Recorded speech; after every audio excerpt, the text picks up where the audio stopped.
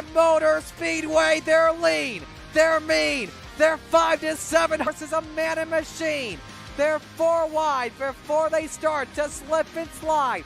The Coast to Coast Racing League 350A Modifieds, Pro Late Models, and the 360 Sprint Cars.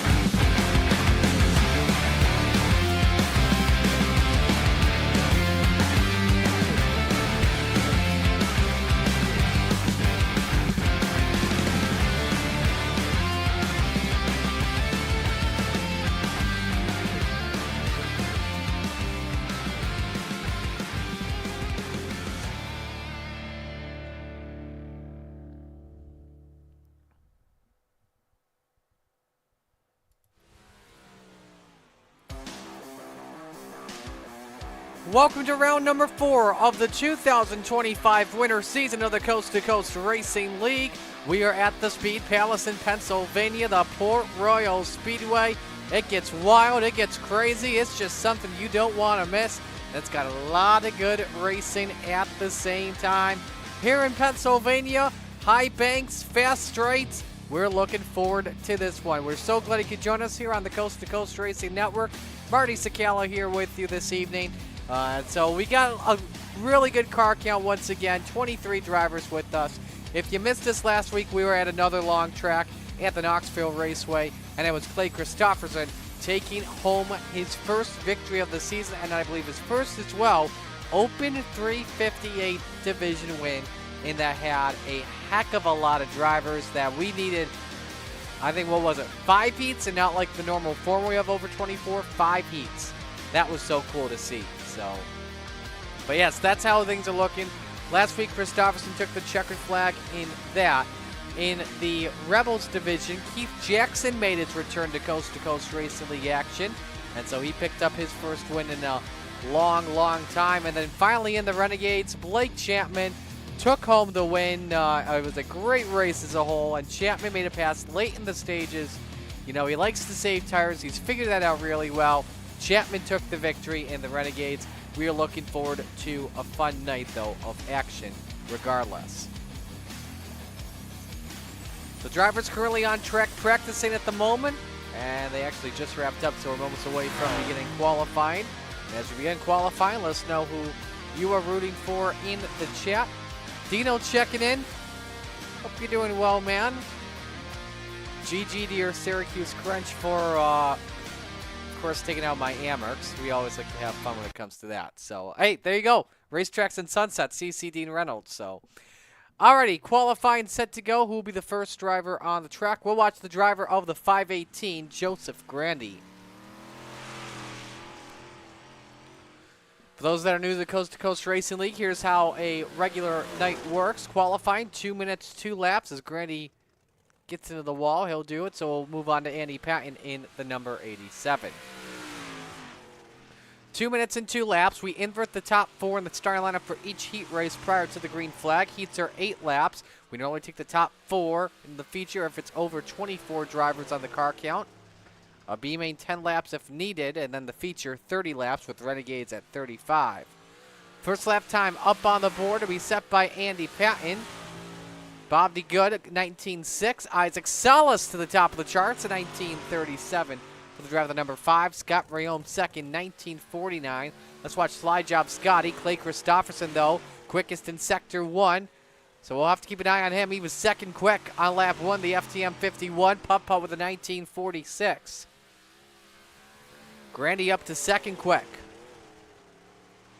on lap 1, 19.409. We'll see if anyone pops up here in the purple. Doesn't look to be the case. Christopherson's second lap slower. Grandy actually goes around, but he has a good lap though regardless. Here comes Brian Dickens, green in Sector 2.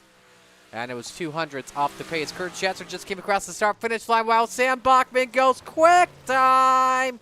A 19.28, nearly a tenth of a second faster than Isaac Salas. He's got that car hammered down. Mason High with a much better lap, too. Goes up to 4th, a 19.44 for the driver of the 89. Qualifying is complete. And so Sam Bachman the quickest. We've got 24 drivers with us this evening, so we'll have a full field. 8 drivers in each heat, I believe, is the case. That is the case. So we're ready for heat race number 1, brought to you by Gambler Motorsports, official team of the Coast to Coast Racing League. On the front pole position, Harold Klump in car number 2. Next to him, it's the number 4 of Slide Job Scotty, Scott Rayome. Row 2, Mason Hine in the 89. Next to him, it's Sam Bachman in the 007. Row number 3, it's Mike Weeda in the number 81 and Bob DeGood in the 7. In the final row this evening, Butters, Jason Butterfield in car number 93. And rounding out the field, the General, Andy Patton in car 87.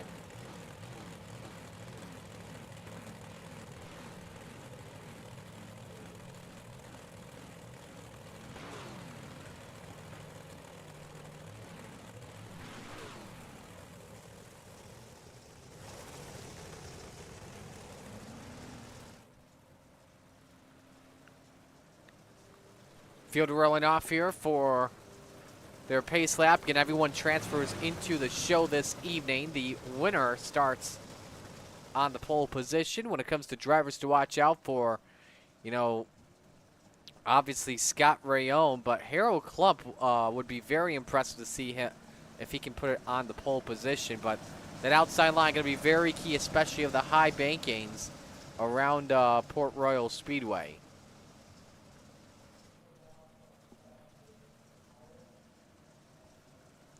Steve King Foundation pace truck already on pit road. Winner on the pole. We are green for Heat 1 at Port Royal.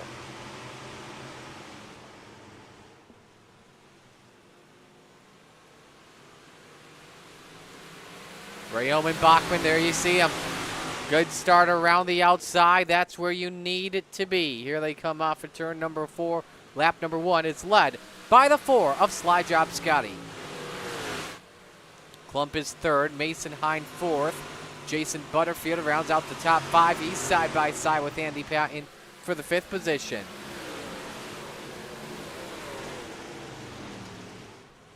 Bachman taking a peek underneath. Nice corner exit, but drifted up for just a little bit. Allows Rayome to lead the lap of the line. As your top 2, while they've got 19.3s and 4s, the rest of the field, 19.5, 6, and 7. Some of them even 22nd lap time. So this FTM team on a whole different level, especially last week in Knoxville when they swept the entire top 5. Something that, you know, is very rare. It's just unbelievable to see. And so it was just such a cool feat to see FTM do. Klump, meanwhile, after a tough start, fighting back on the FTM drivers, trying to challenge Bachman and Rayom for the second position. On board with the Dirt Track Untold number 2. Bachman downstairs for the race lead. Can he grab it off the corner? Side by side for the pole position spot. Bachman drifts up the track and he's got it. 3 laps to go here in heat race number 1. It's Bachman, Rayom, and then Harold Klump, your top 3. Mason Hine 4th, Jason Butterfield in 5th. Bachman, your biggest mover. He just laid down the quickest lap last time by at a 19:36. So Bachman will easily be a threat to watch out for very closely. He actually just laid down the quickest lap again, this time a 19:26. That clean air definitely helping him out as we're coming to the white flag this time by. With 1 lap to go, Rayom trying to fight back in the number 4 car.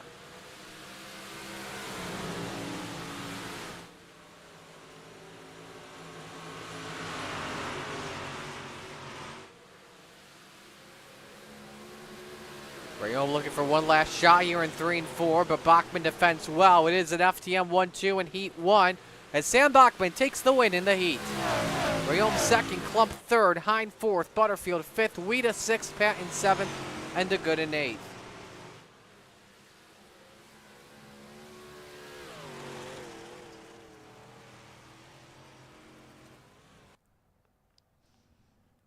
So now we move on to heat race number 2, which is brought to you by Regency Home Inspection, proud partner of Brian Lawson and the entire Venom Racing team. Randall Dixon, the bandit, on the pole in the 011. Next to him on the outside, it's the 218 of Superman, Kurt Schatzer. Road 2, it's the 51 of Putt Putt, Clay Christofferson. Next to him, it's the 5 of Slide Job, Isaac Salas. Row number 3, Randy Shreves of the 56, nearly scored his first Renegades win at Knoxville last week.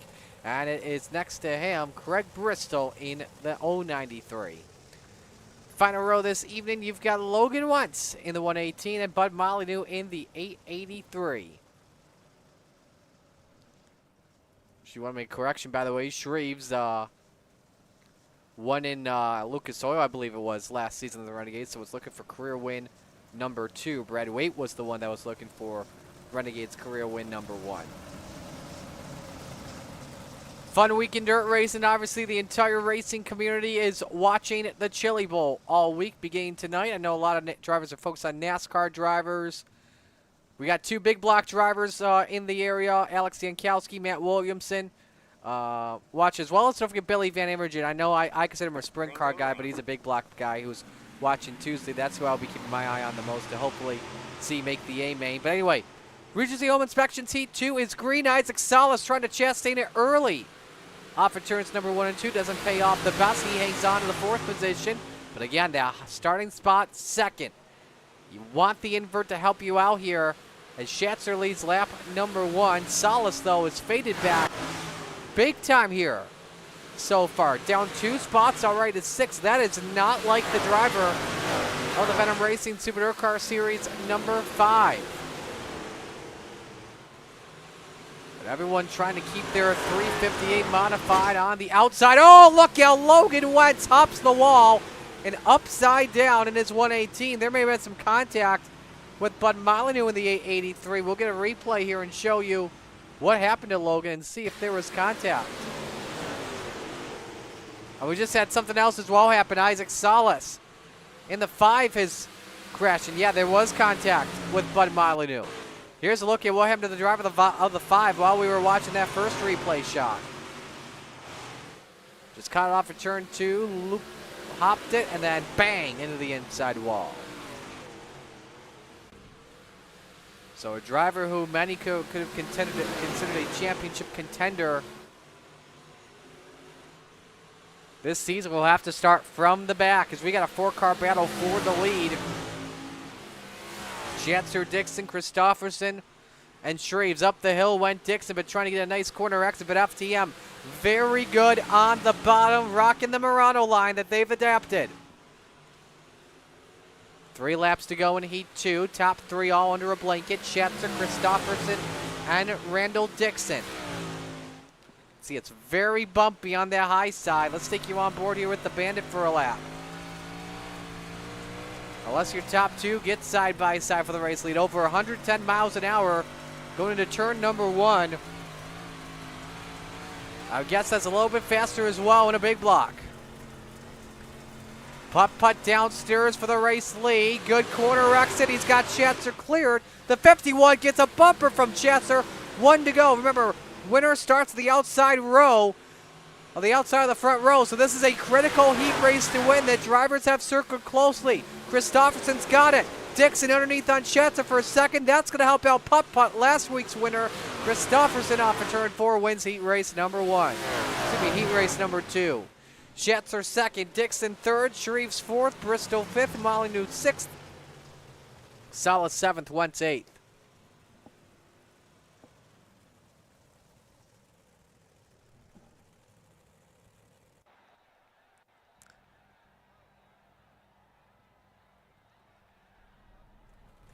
We now move on to heat race number 3, brought to you by Maurer Farm Management, official sponsor of the Retreads division. And you've got a retread on the pole, the Brewer to Beast, Jeff Barker in the 513. Next to him, the Magic Ant-Man, Anthony Morano in the 32. Brian Dickens is the on the inside of row 2, starting third. Next to him, 100 grand, Joseph Grandy in the 518. Row 3, the Snake, Jake Henry in the 171. Next to him, Glenn Sharp in the 99. Final row this evening, you've got the Jokester, Michael Vitale in the 213, and Bob Curtis in the 012. Hello to those of you watching on Coast to Coast Racing Network and Slide Job Racing Network. Arlen checking in, who sponsors the Open 358s, brought to you by our friends at Top Notch Trucking, based out of Minot. And guess what? Arlen actually has his name right. Normally it's Isaac's dad, I believe it is, that's watching, that's named Mark Salas, but it's actually Arlen that watches. So, hey, look at that. The technical difficulties have been resolved with Arlen watching. Thanks for joining us, as always, man. Gramps, as we like to call him in the Coast to Coast. And there's also Corey Schartzer from Venom Racing, room for that team. He had a weird moment Sunday night in the Bob Light GT3s, where his Windows PC decided to update on him while he was running in at the podium. That is just heartbreak. We're running at a motorsport arena down in Germany. Final heat race set to go. Winner starts inside of row number 2 with our Open 358 division this evening. Barker and Morano bring us to green. Again, watch closely the second starting spot. That's been very key in the trends here at Port Royal. And then you see here once again, he can roll in the center a lot better than he can do in the bottom at the starts. As Morano has the race lead. Joseph Grandy looks for second. Oh, Morano, though, caught the wall, though. Grandy has to back out of it because he has to make sure to pass and not make contact. 3 wide for the lead. Barker leads lap 1. Morano up in the chocolate chips, trying to cook those cookies up. Grandy with a slide job. We're still 3 wide off for turn 2. They bang. Barker and Morano get together. And Barker has to left Morano a slide job. Dickens up high as well. Grandy counters it back. Still a 3-car battle for the top spot. Lap 2, led by 100 grand. Another slider from Joseph Grandy. He's got Morano clear and takes the race lead away. But Morano, good draft down the back chute. Has a run into turn number 3. Slide job for the Magic Ant-Man. No. Uses the Morano lane. And he goes off for turn 4. Uses that baby up into the race lead. But Grandy with another counter back. Once again, he tries to hold the bottom. Puts Morano up over the cushion into the chocolate chips. Grandy with the preferred line. Can he slide job the 32? Yes, he can. Morano with a diamond off for turn number 4. We're halfway home this time. 4 up and 4 down. Morano leads. Now Grandy trying to dust that top off. Here comes the 122 of Brian Dickens as they've been side by side for the entire first half of this heat. How will it go down on lap number 5? Morano still can't have Grandy clear. This is the toughest contest we've had so far in a heat race. Because FTM loves the low line, but this high side fighting back with Grandy. Oh, they get together. as Morano was trying to send it into turn number 3 again. He holds the bottom well, slides up. Grandy now has Morano cleared with 2 laps to go. Morano's starting to fade just a little bit, but we all know he's got a long run car set for tonight for the 30-lap feature in a little bit. Dickens third, Barker fourth, white flag waves, final lap underway.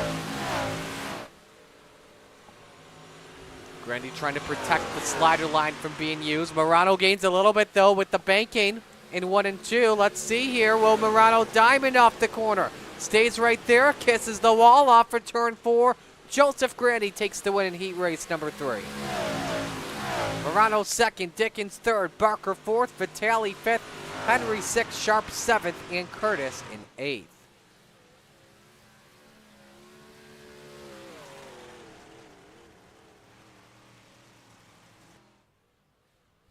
Step aside, take our first break of the night. When we come back, our 30-lap feature on the Coast to Coast Racing Network.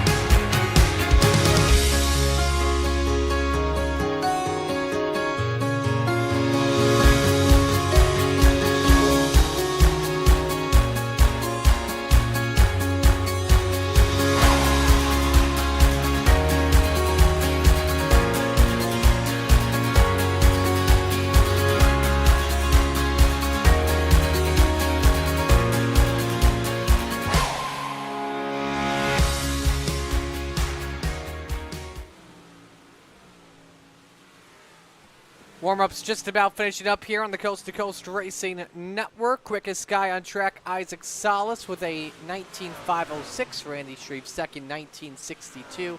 Anthony Morano third, 19.65. Excuse me, Morano third, 19.61. Shreve's fourth, 19.62. Bud Molyneux fifth at 19.69.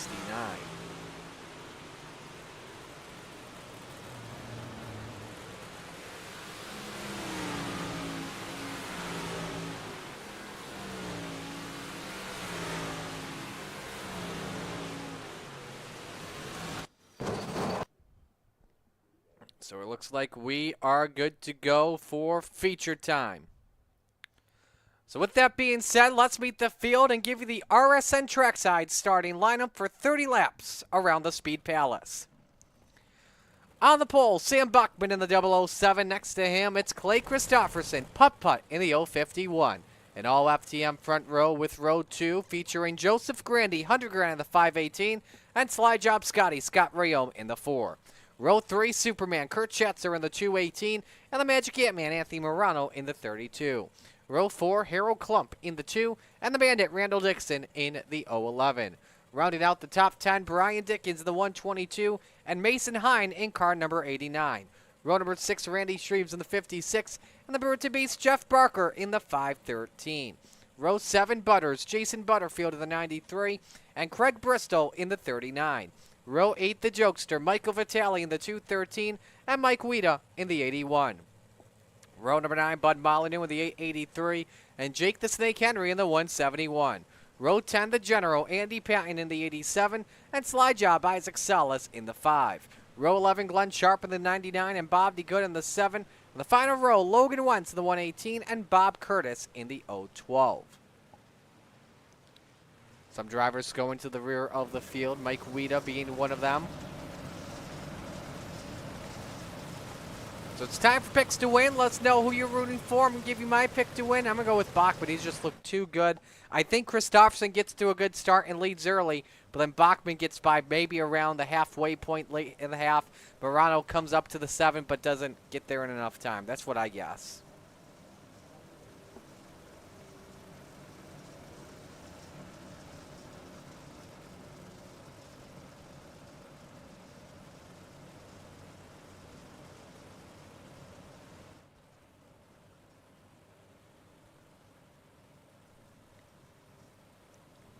So moments away from our Flatline Racing Bodies green flag.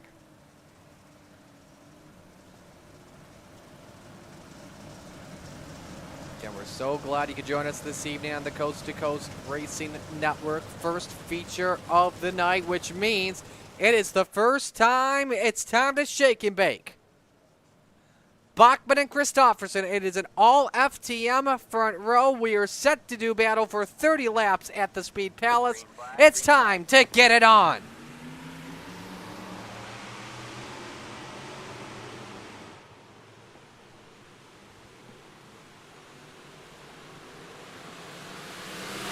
Christopherson gets away with the early race lead. Bachman in second. Joseph Grandy, Scott Rayome racing hard for the bottom step of the podium. Lap number 1 is led by Pup Buck Grandy, edging out Rayome for fourth, while Morano rounds out your top 5. Bachman, though, on the back step bumper for the yellow flag waves. Craig Bristol, Bob Curtis, Bud Molyneux. Around in turn number 1 on lap 2. We're hearing Andy Patton also got involved in it as well.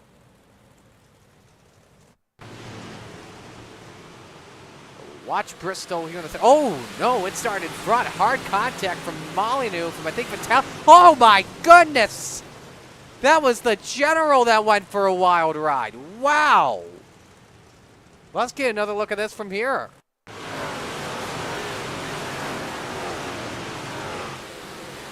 Look at this puppy fly. Wow. That looked like a jet plane blowover or something. Wow, right on board here with Andy Patton.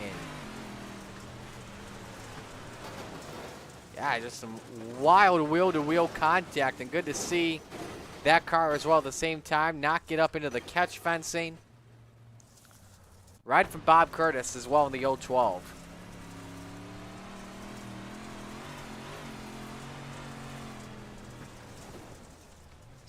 It was just clogged up, had nowhere to go. So Patton decided not to use a quick repair. He leaves that 87 on the racetrack with the damage it's done. You can see on the left rear quarter panel.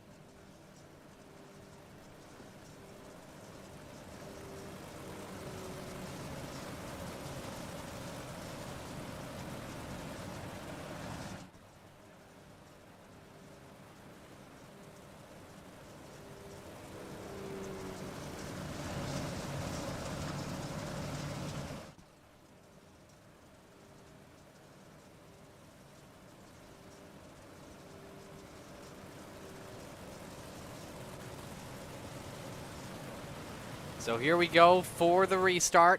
Christopherson, Bachman, row 1. Grandy and Rayome in row number 2. Morano and Schatzer, row 3. Dixon and Klump, row number 4. And Shreves and Hine round out your top 10. Good start early from a pair of drivers, Isaac Salas and Logan Wentz, who started in the back. They're each up 7 spots early. Not bad right now at the moment. As we're ready to go back to green. First restart of the night. Christopherson selects the bottom. Here we go once again.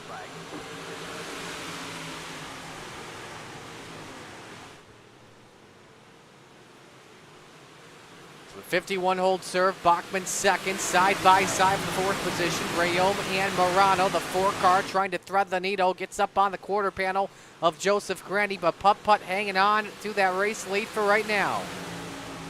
Here comes Bachman though. Top shelf where Mama hides the cookies for the race lead off at turn number 2. You've got a new leader. It's Bachman in the 007. Now can the driver of the James Bond machine secure it at the line. Christopherson very good on the bottom though here tonight. Both drivers on the bottom, but Bachman's car looking clean and smooth.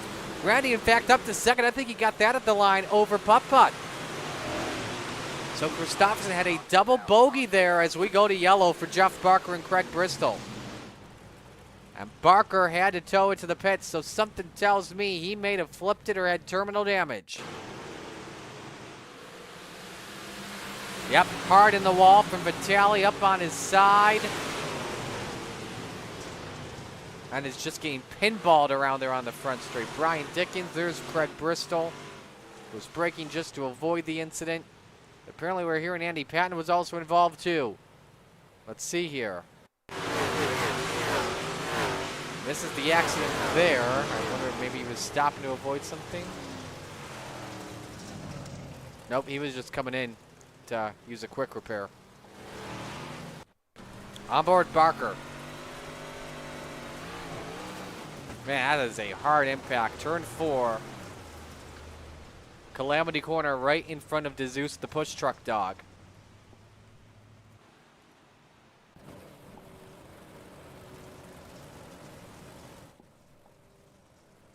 Lights are still on. Should take the white flag this time by.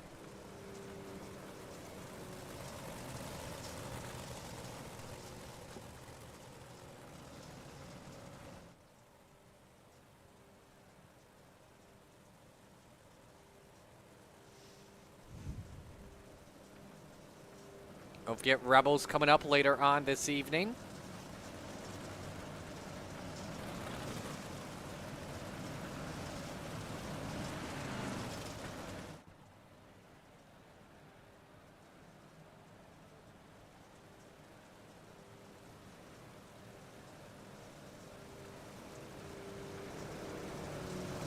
Gonna watch this restart coming up here in just a little bit from our aerial cam.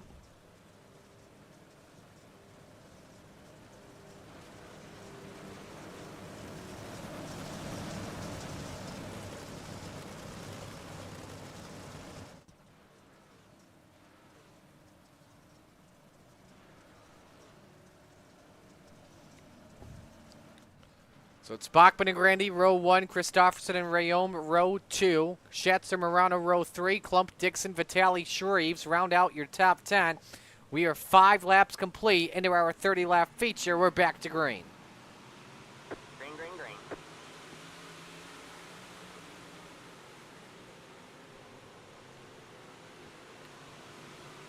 Bachman clears Joseph Grandy. Christopherson trying to grab second back from the 518. Look at Scott Rayom. May thread the needle. Nearly 4 wide in turn 4 for just a moment. Then nearly 3 wide for Ford. Schatzer had to lift to avoid getting stuck in the needle.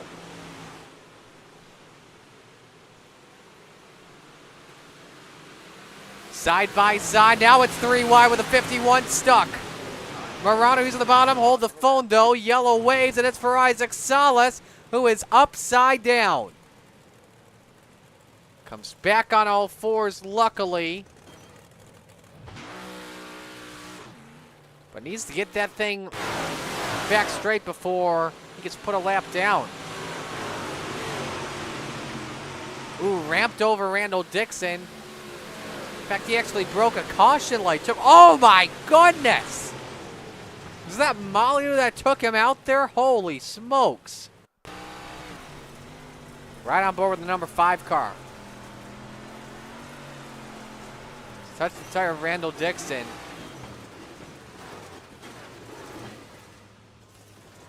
Wow. Right on board with the A83 here. Let's just see. Yep. Wow.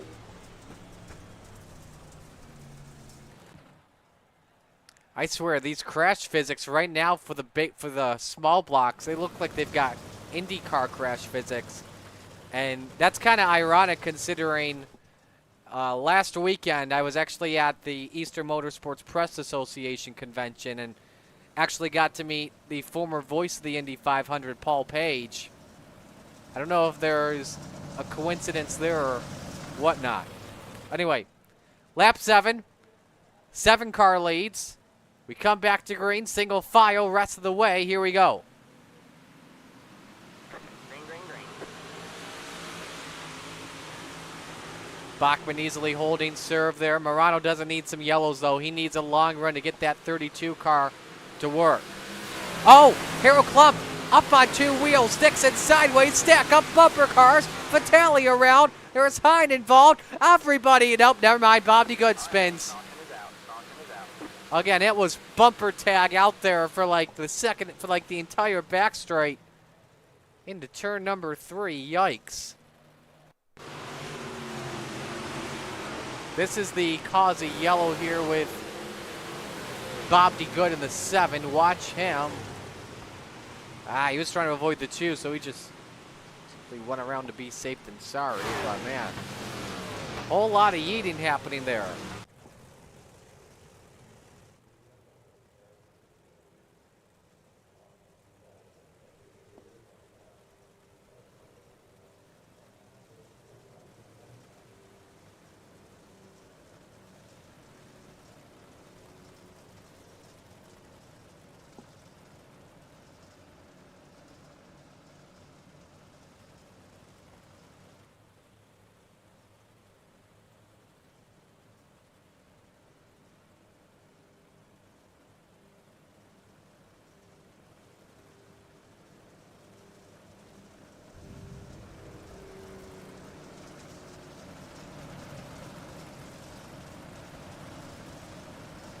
So Bachman trying to make sure his tires don't seal over.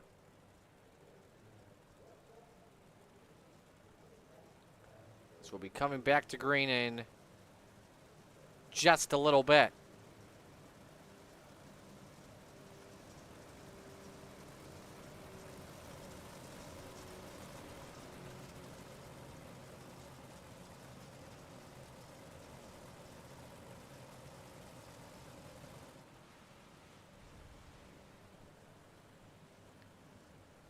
So we take 1 lap off. So we're ready for the restart.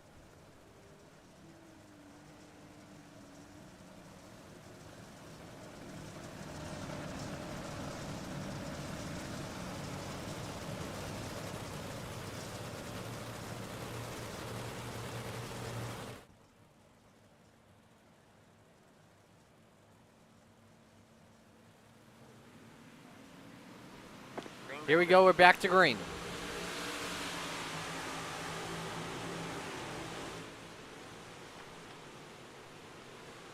Everyone liking the high side here. The low line pretty much is just giving out. Look how bumpy and slick it is right now at the moment. Even forcing Schatzer up the track as he gets into Rayome. The 4 car hangs on to it, but that may have allowed Schatzer to move up to 5th, and it did.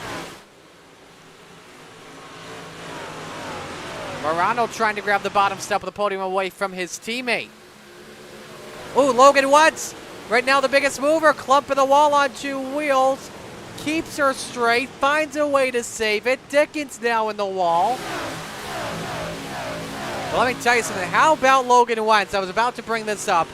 Started in the last position, or checked that in 23rd. He is up to 9th. And we are just a third of the way through this race, taking advantage of all the incidents that have happened tonight. Battle for 6th, Randy Shreves versus Scott Rayome.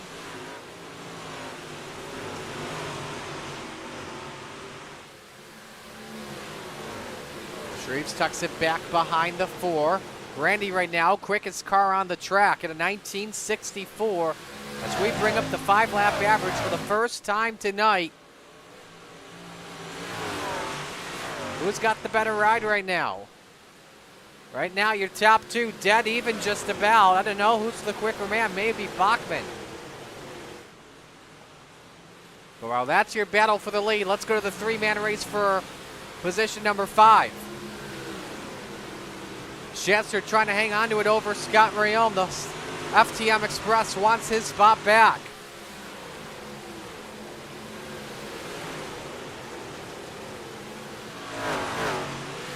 On board that number 56 off of turn number 4 as he tries to get a draft off of Rayom and Schetzer. Slide job by the 218. He's up to P5, and now you got Michael Vitale and Logan Wentz trying to join this party. They're wheel to wheel for the 7th spot into turn 3. Ooh, Schetz with a narrow lane. Meanwhile, for the race lead, Joseph Grandy there on Bachman into turn number 1. I don't know if he got the lead at the line. We'll have to double check though. Bud Molyneux, meanwhile, has crashed. No caution flag, we stay green, and now Grandy the leader. Bachman, though, trying to fight back off of turn number 2.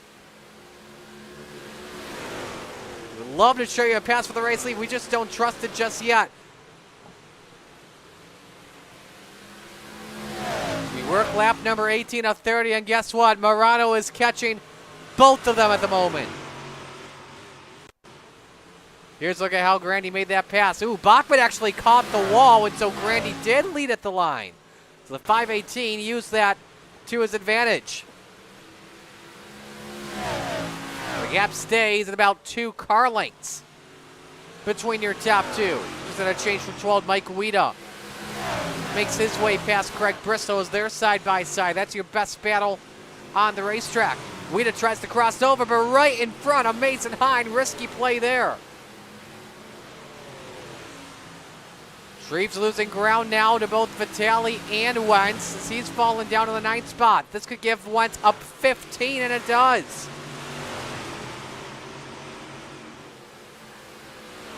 Back to the up front, Bachman. High, wide, and handsome off for turn number 4. Grandy hanging on for right now. And now Grandy decides to use the slider line. 10 laps of racing to go. It could become a 3-car battle soon for the race lead. There you see it, looking third, Anthony Morano. Quickest car on the racetrack. This could get interesting with 9 laps to go. We're focused on the top 2, but we may have to bring the third man into it, Anthony Morano.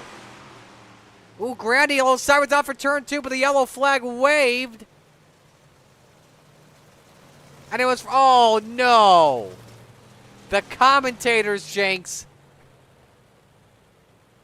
bites Logan Wentz in the rear end. He's trying to phrase that right. Bit Logan Wentz in the rear end. Dang. Ooh, Shreves caught him.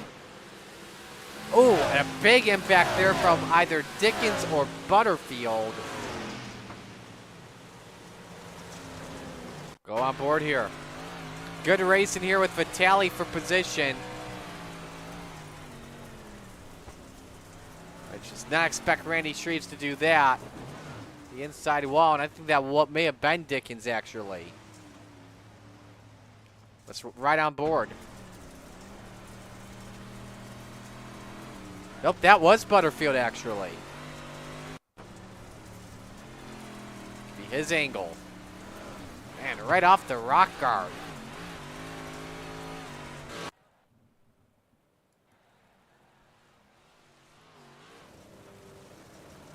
So we have another new leader tonight as we come back to green. His name is Joseph Grandy.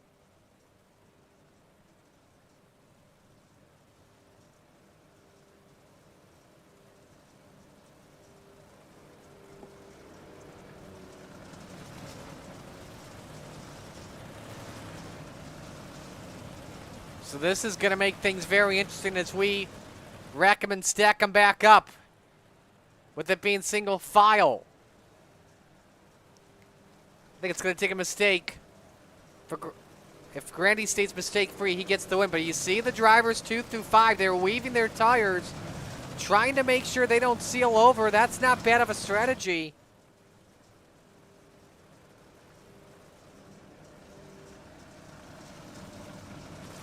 We'll have to see.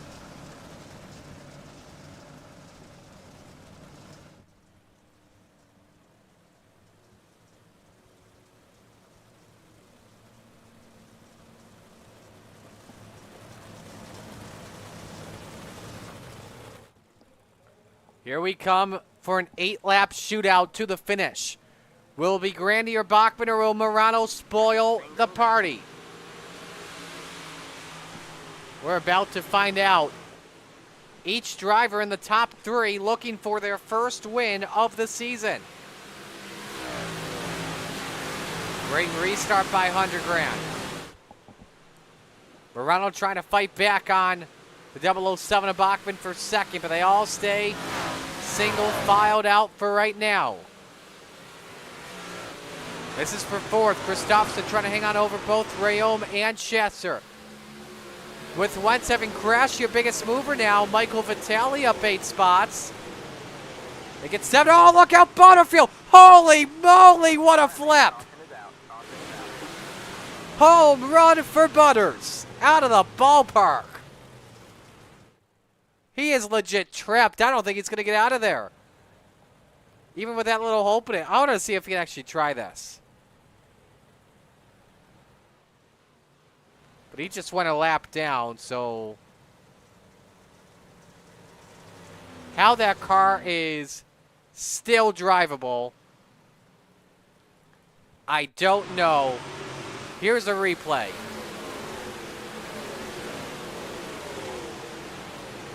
No yaw, catches the wall, off-road in time. Just cartwheeled in front of the turn 4 stands. Take a ride on board.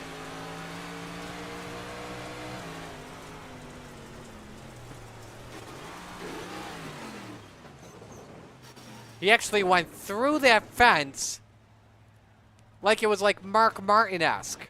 Watch from another angle.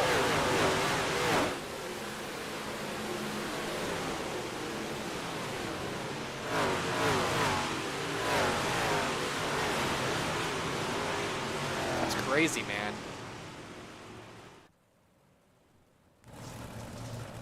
That still amazes me that he drove that car back to the pits.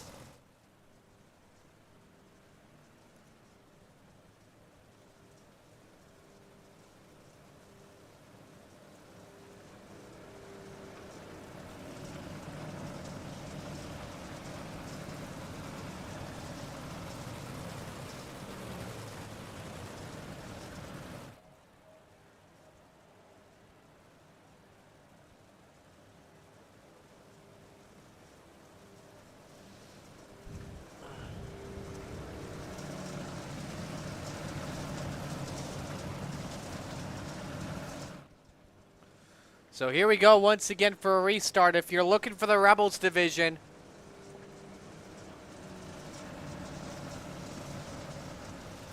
that is coming up in just a little bit. But we've had to try and finish this race.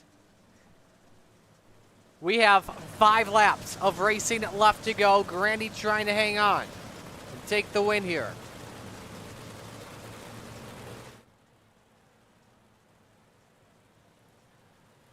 So we're back to green. Green, green, green. You want a fun fact, by the way, as we come back to green? Joseph Grandy's never won an open 358 race. Could tonight be the night here? He's got to deal with the FTF teammates, but they're side by side for second. That could definitely help him out for sure. Morano trying to get his line to work. 4 laps of racing to go. Bachman hanging on. Oh, Grandy, no yawn to turn 1. Bachman had to get on the binders, though, because of it.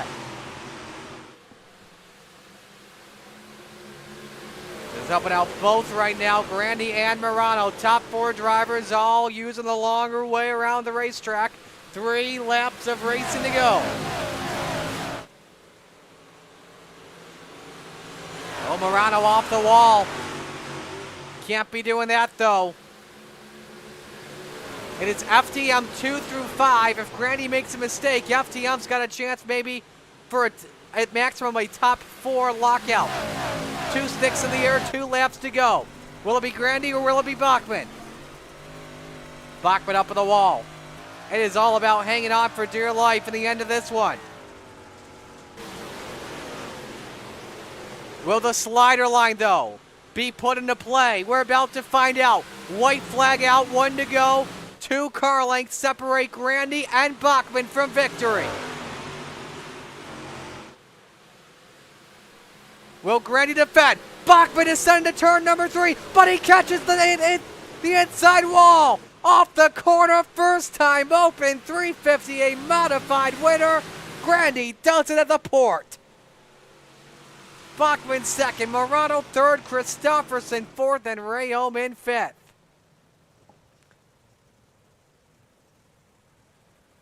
A great finish at the end here at Port Royal.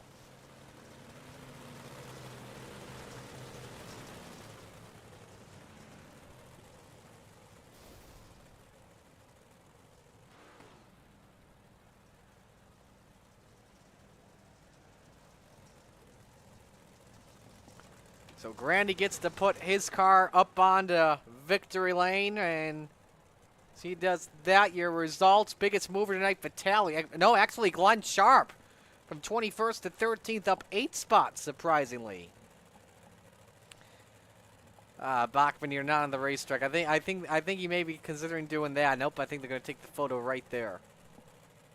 So again, we'll talk with your top 3 and we'll try and make this quick here for you, because I know we've got the Rebels here coming up next. Heartbreak of the night probably has to be Logan Wentz in that big gain, but unfortunately spins out in turn number 4. Ends his night. Randy apologizing about it, just says he stepped on it.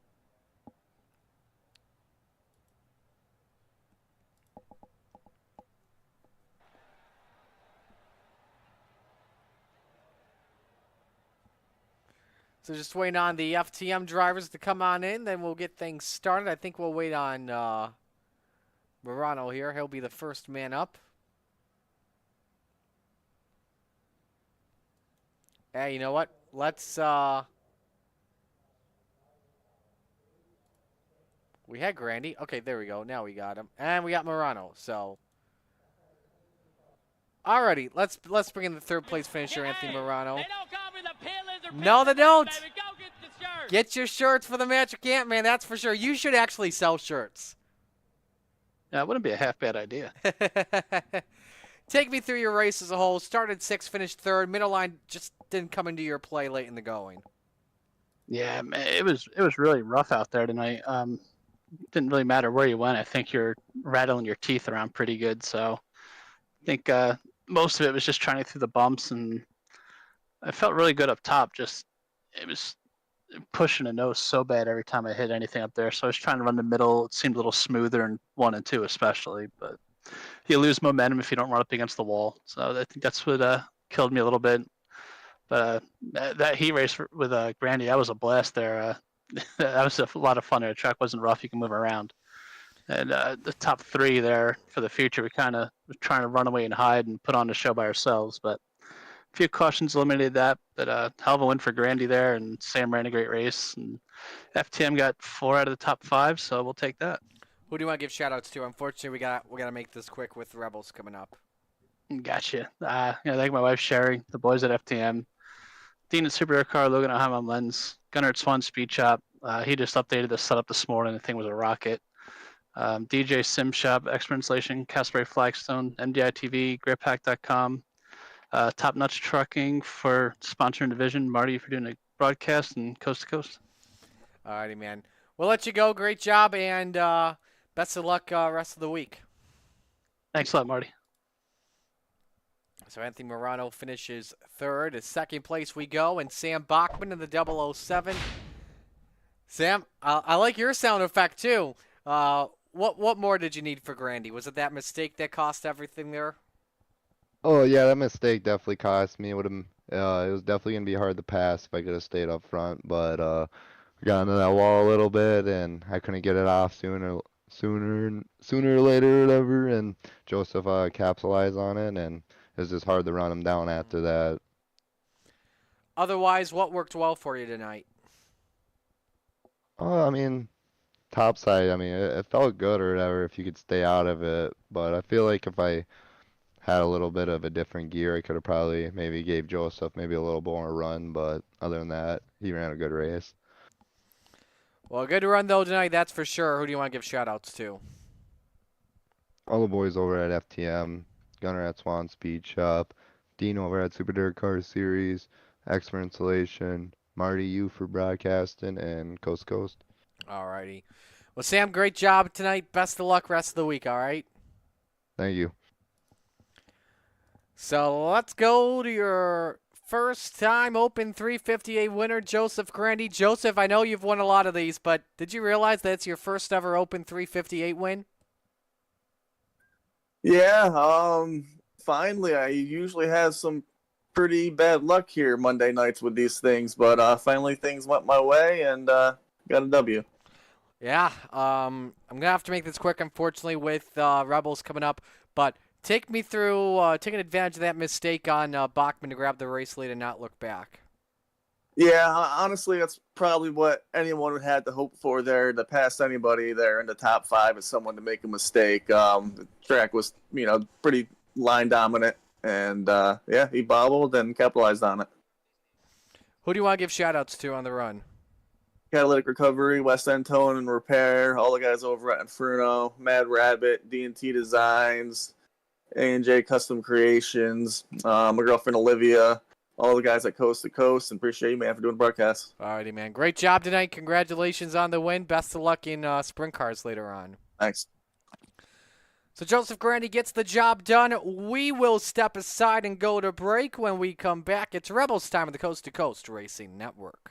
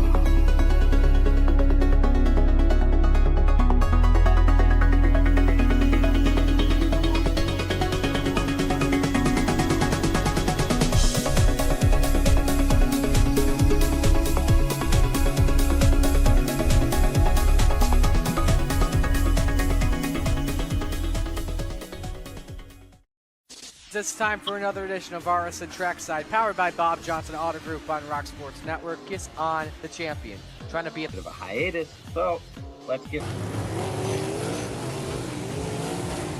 tonight when we talked about it.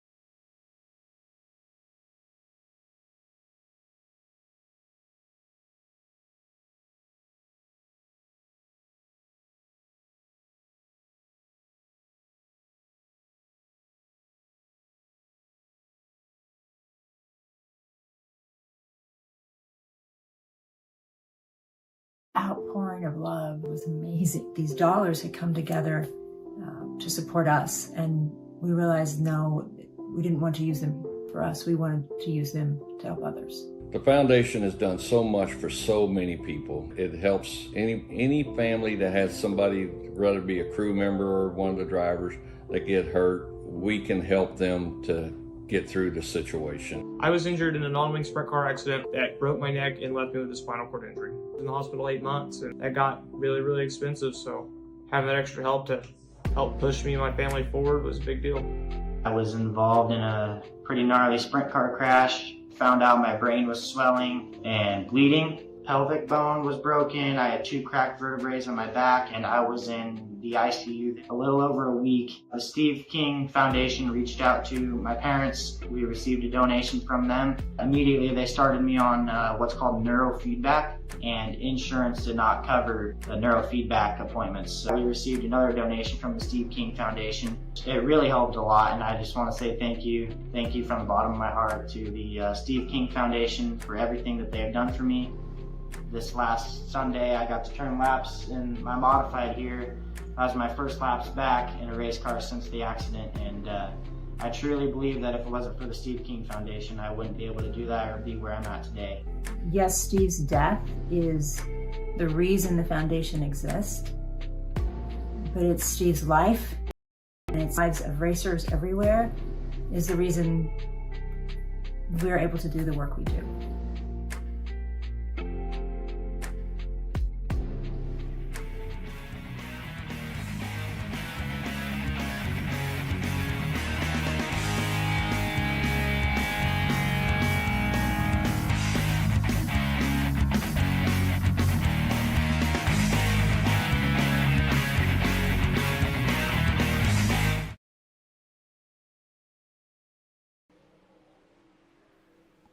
Welcome back to the Port Royal Speedway, where we are getting set to go for our B Division Rebels coverage. And the Rebels, as always, are brought to you by our good friends at Racemen, newest member of the Coast to Coast Racing League family. We're so glad that they could join us all season long. So he's checking in here in the chat. Thank you all so much for joining us here this evening. I know Randy was checking in earlier on. No new updates. Again, tell your friends to tune in. Let us know who you're rooting for in the chat here for Rebels. So in we go. Top 5 drivers make it into Renegades, pending IL, and we are ready to go for action. Dylan Berg, the quickest, for those wondering, at a 15:48.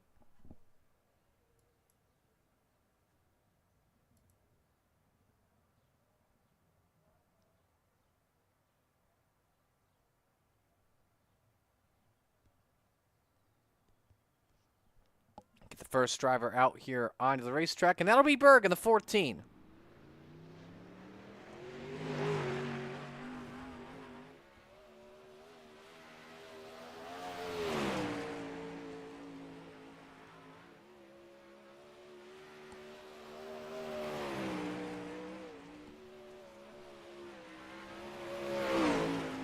Again, don't forget, top 4 drivers are inverted because I believe we'll only have 2 heats this evening.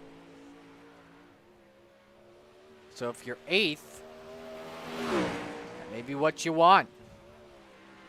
8th and 7th, that would be what you want. Grandy goes top at 15.773. Berg Ford 16.306. Let's watch Keith Jackson here on lap number 2 as he makes his way off the corner. Keep in mind, purple's the color you want. Here come the second lap times in. Ross up to third, 16.036, 15.83 for Keith Jackson. Here comes Steve Maurer off for turn number 4, finishes his lap times up. Let's go to Andy Patton. Took that wide ride in the open 358s. 16.27 for the General. Gary Offit up to 7th.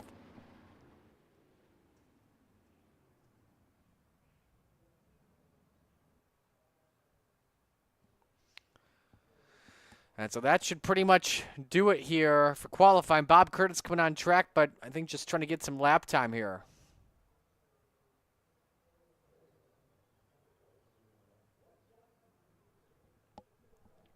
So that's how the times look here. And so Gary Offa, Cale Bixler will be on the pole position for each of the 2 heats we've got coming up.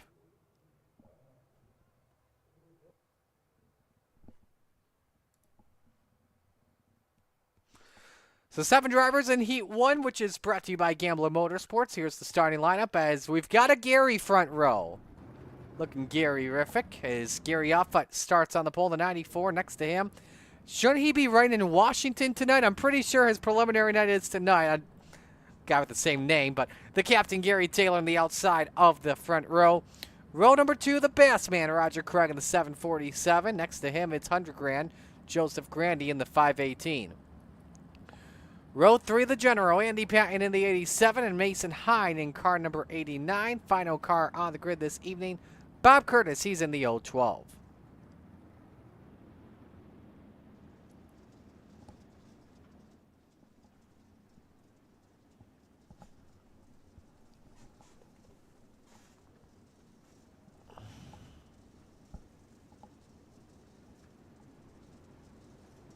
Winner on pole for our 30-lap feature here this evening.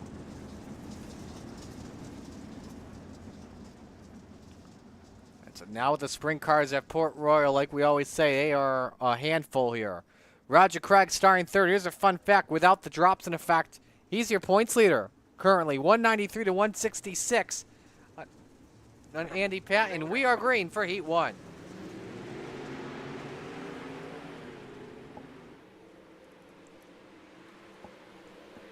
Gary Offa with the jump off at turn number 2. Kate Taylor trying to thread the needle. Roger Craig. Big wreck! Holy moly! That wasn't too Gary-rific as both of them take wild rides. Grandy goes through to the race lead. Craig led the opening lap. That was absolutely crazy.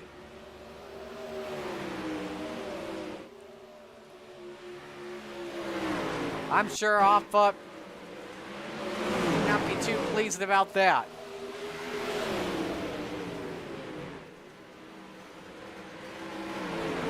Man, look at that flip. What a camera shot.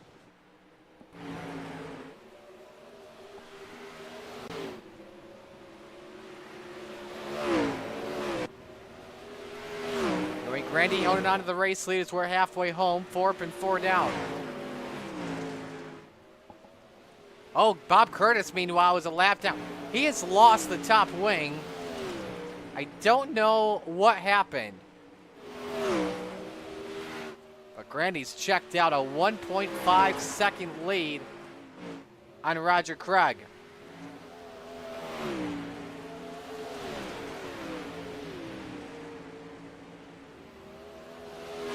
Drag a little bit sideways off for turn number 4. Patton trying to close in.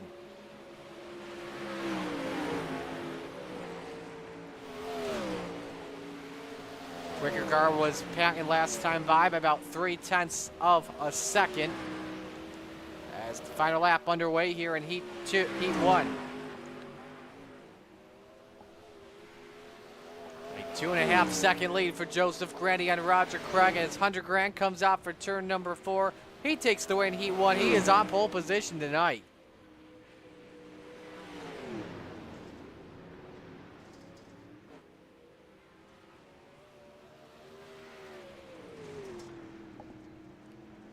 Craig second, Patton third, Hine fourth, and Curtis Offa and Taylor round out the field.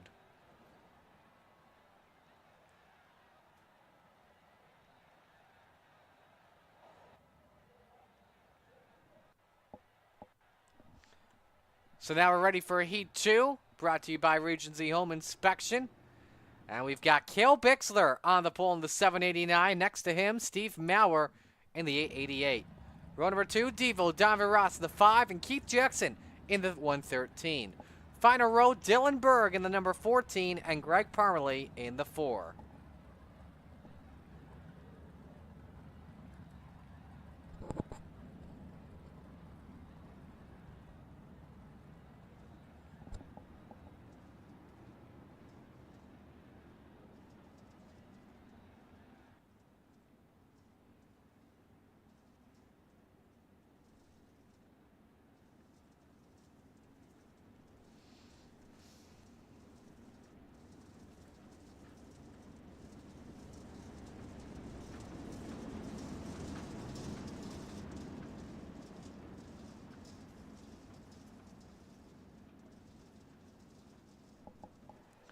This will set the outside row for tonight's feature. And I think we'll go one extra lap before we go green.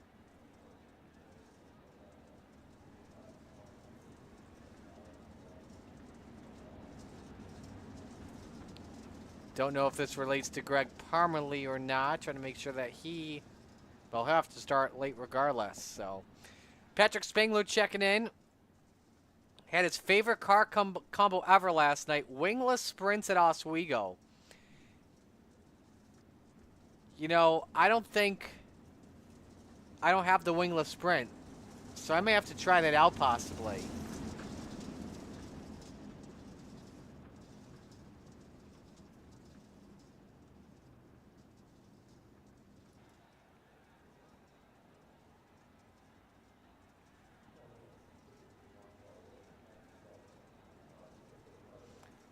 Anyway, here we go for the green again, set to determine the front row, and we're underway.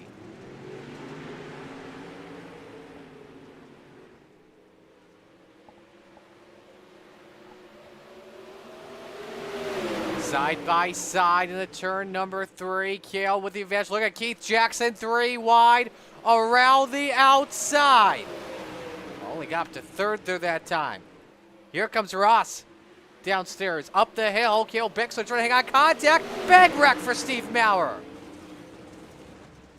Got in the inside guardrail. I thought for a moment he was going to get in that opening. Meanwhile, Donovan Ross has taken the lead away. Kale Bixler second. On the outside off for 2. Good exit from Devo. Now Jackson. What's the spot? He may try to go 2 for 1. Remember, these two are teammates in the Sim Racing Concept side. I'm referring to Jackson and Ross. As Kale up on the wall once again, hangs on off for turn number 2.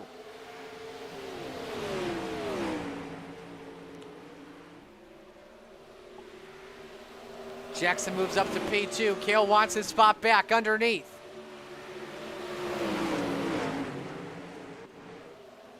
And now look at Dylan Berg, quickest car on the racetrack. Started back in 5th, 16:07.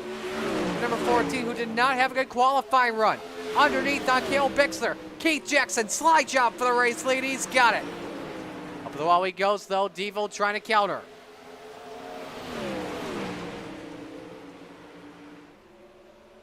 Jackson up on the wall. Bixler, excuse me, Berg up in the wall. That may have actually helped out the 113. He's pulled away a lot from Donovan Ross.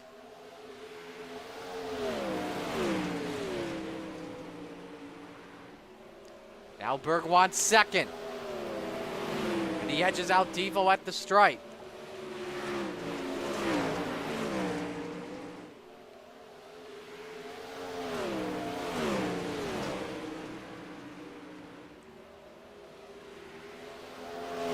Berg is second. Ross is fading. He may have actually run out of fuel coming to the end.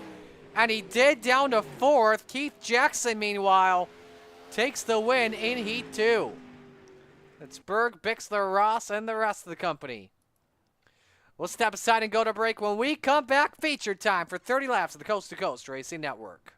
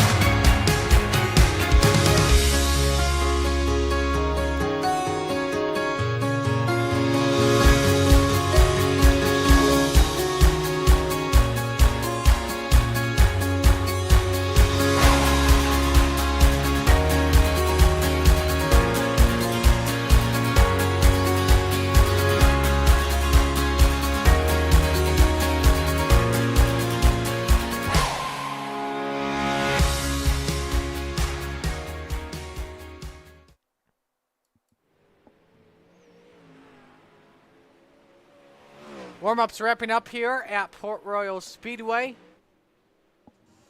Joseph Grandy is the quickest right now at 16:07. Keith Jackson second, 16:36.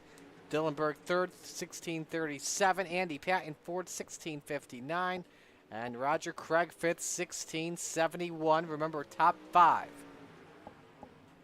get to move up into the Renegades pending IL, which must be under 200.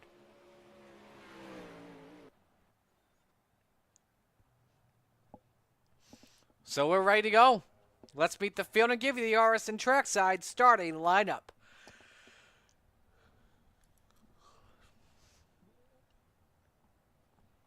On the pole, 100 grand. Joseph Grandy in the 518. Next to him, Keith Jackson in the 113. Row number 2, the best man, Roger Craig in the 747. And Dylan Berg in car number 14. Row 3, the general, Andy Patton in the 87. And Cale Bixler in the 789. Row 4, Mason Hyde in car number 89. And Devil Donovan Ross in the 5. Rounding out the top 10, Bob Curtis in the 012. And Steve Maurer in the 888. Row number 6, Gary Offa in the 94. And Greg Parmalee in the 4. Rounding out the grid, Gary Taylor, the captain, in the 34. No call for Parmalee to grid.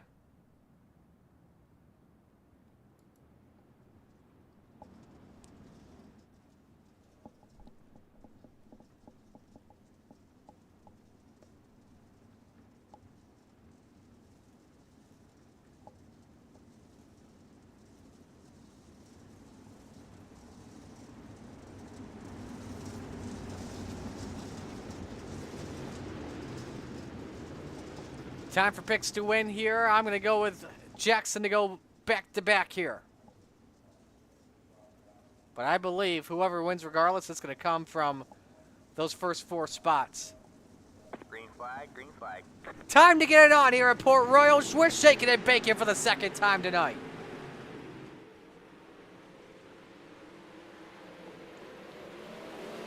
Flatline Racing Bodies, green flag waves for 30 laps here around Port Royal. Joseph Grandy comes out with the early lead over Keith Jackson, who clips the wall early.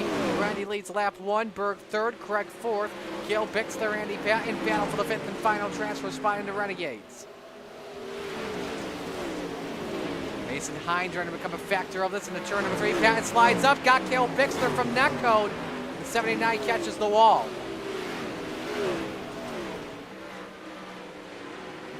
Gary Offa trying to grab 7th because of it, and he does.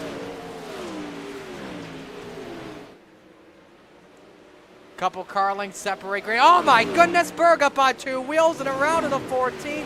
Trying to have, oh my goodness. He got tattooed.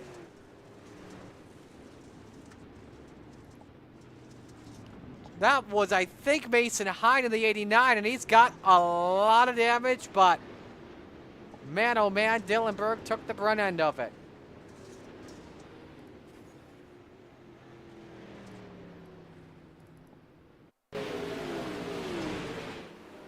Look at William, just caught the wall, and there it went.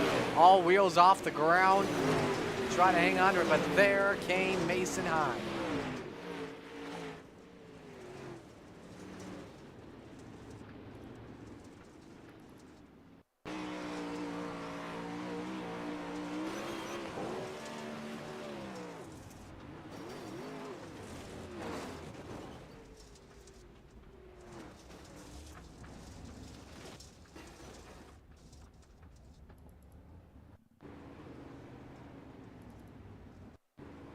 Mason Hine, let's go from the yellow flag here.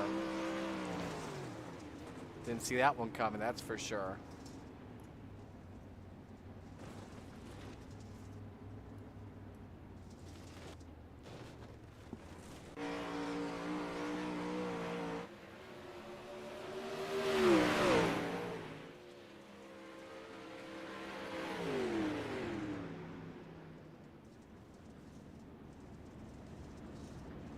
So Hine uses his quick repair.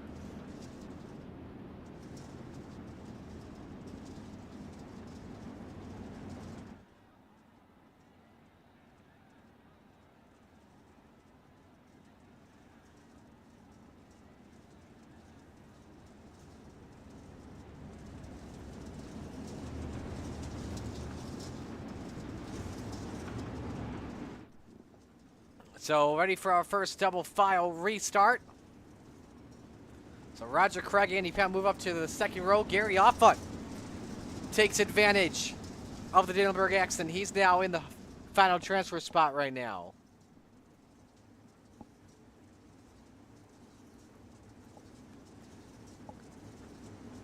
Grandy, the control car here on the bottom. When we come back to the green flag. Green, green, green.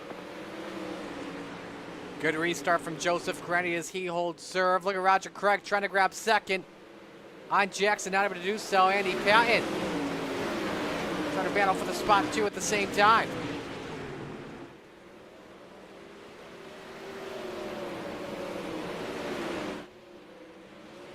Grandy and Jackson at 113, still catching him. Meanwhile, look at this horse. Look at this hornet's nest. Maurer, Offa, Taylor, Donovan Ross going 2 for 1 around the outside. Contact with Gary Taylor. And hangs on to it for right now. Oh, not for long though. Taylor on 2 wheels. Hines around as well. Taylor is upside down. We go to yellow.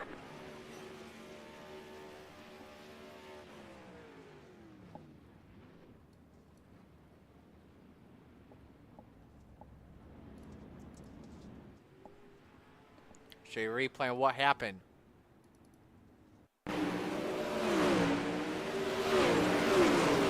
Again, Hornet's Nest.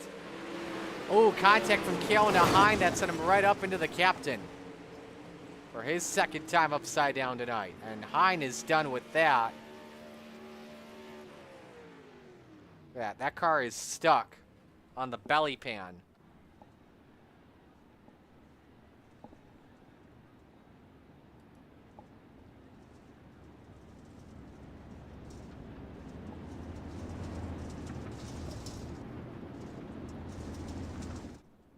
So a couple laps through this one. We'll go to green next time by.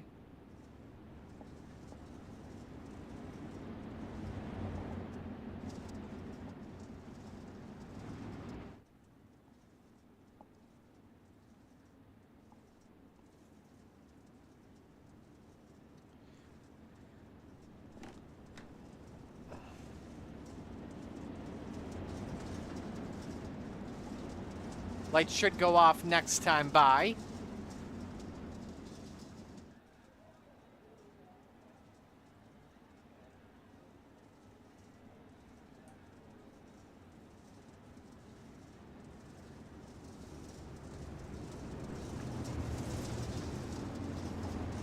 Alrighty, we're gonna watch this restart from our aerial cam as we come back to the green flag. Biggest mover on track as we come back to green. You guessed it, Gary Offutt. So Joseph Grandy this time has selected the top here for this restart. Everyone else on restarts tonight, whether it be this series or Open 358s, have selected the bottom.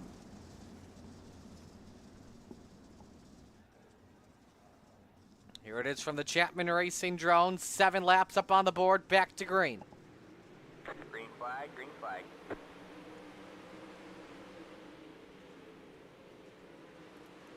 Some contact there. Maurer into Donovan Ross, hangs onto it.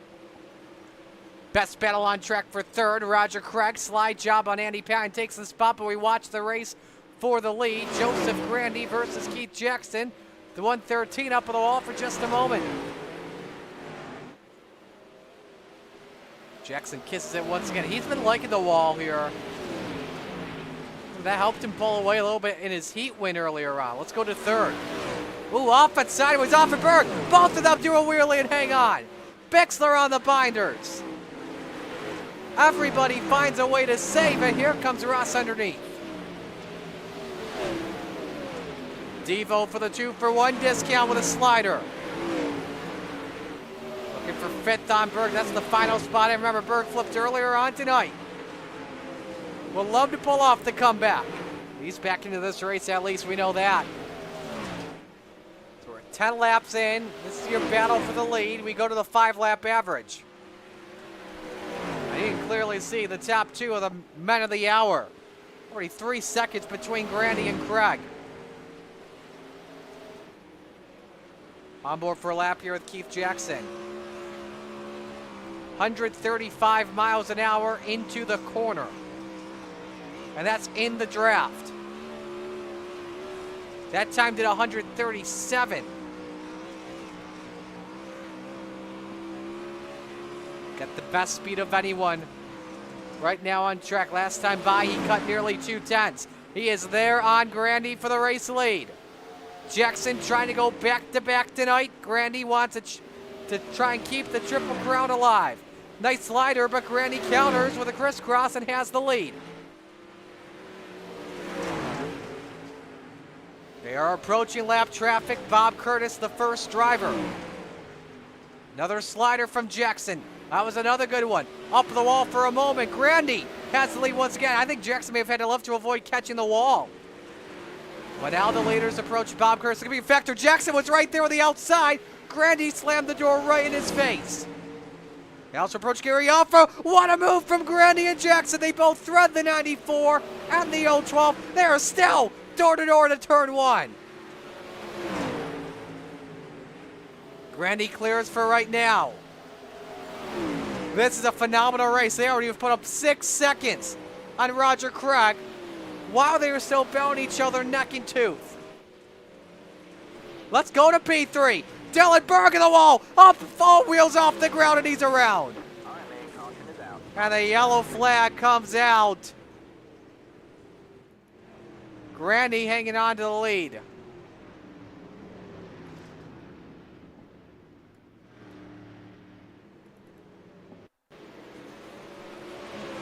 Same thing he did in the first yellow. Eventually he didn't flip.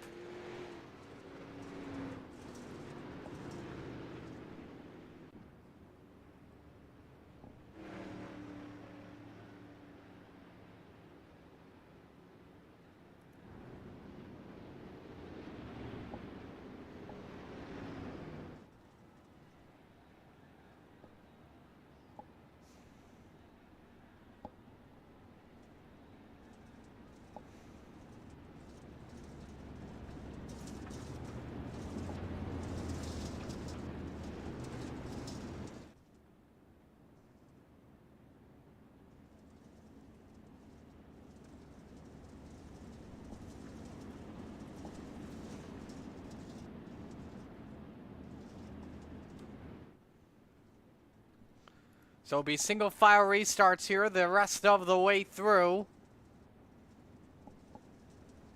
But all eyes are watching Grandy and Jackson putting on a clinic.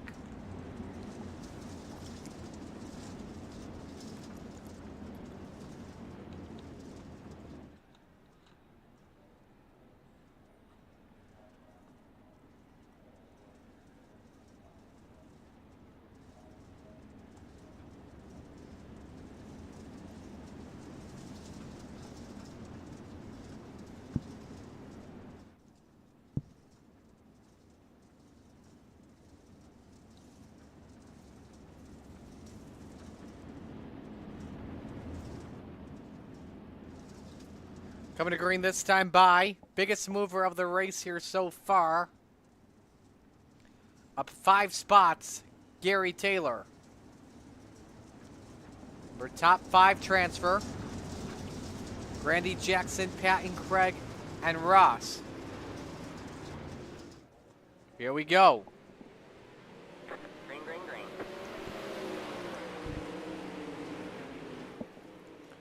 Grandy holds serve, but remember Jackson held the top. Grandy just used the small slider to keep it going, and look at the distance they've already put up on Andy Patton.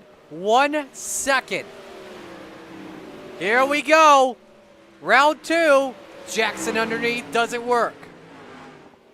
Ooh, I think maybe Grandy may have caught the wall there for a second. We'll have to see.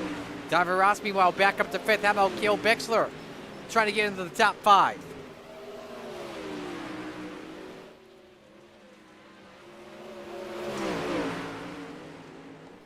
Oh, Grandy sideways off for 2. Catches it. 9 laps to go at Port Royal. There you see the 5-lap average once again. Your top 2 both faster. A little bit sideways off for 2 was Jackson. From the rear end of the 518. Jackson, I don't know if he's doing the best on the straightaways. Grandy better on the straights, Jackson in the corners.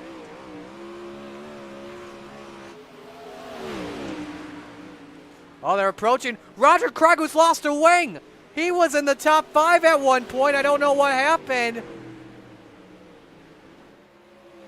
He's lost the right front as well. He's got to get that car into the pits. He is limping that baby. But he's just trying to hang on for a finish. Donovan Ross, meanwhile, on the wall. He's damaged the front bumper. So Cale Bixter now with a chance in a feature spot tonight.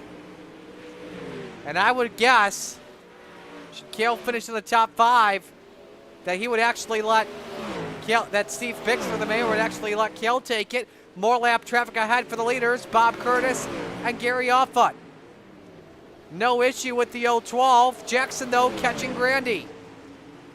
And Offutt, a classy man, lets the leaders have the top. Let them race amongst themselves. 4 laps to go. Grandy or Jackson, who do you got? Again, Grandy a little bit sideways.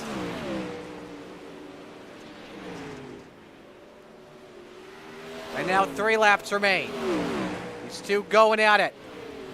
Meanwhile, you got Patton and Ross in a race for 3rd spot, too. The 5 car quicker than the 87. Oh, no! Grandy lost it! What the hell just happened? All right, man. Caution is out. Caution is out. Oh, my goodness! That's something happened with the wheel. That has to be a controller malfunction. A car just does not get sideways like that.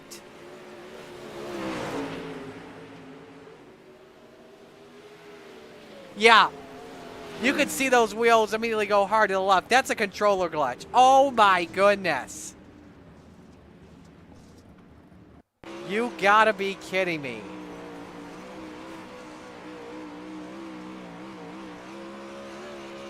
Yep, that is a controller malfunction.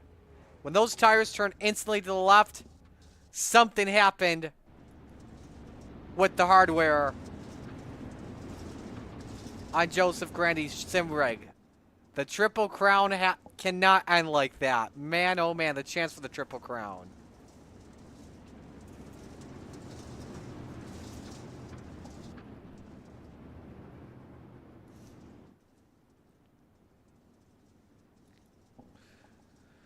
So now we get Jackson now as your new leader, and now all of a sudden Andy Patton, the general, has a chance to spoil the party, but with the pace that Keith Jackson has had tonight, it's going to be very tough.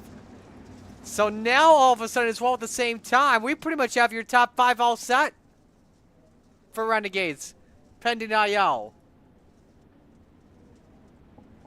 Jackson, Patton, we'll have to see depending on tonight.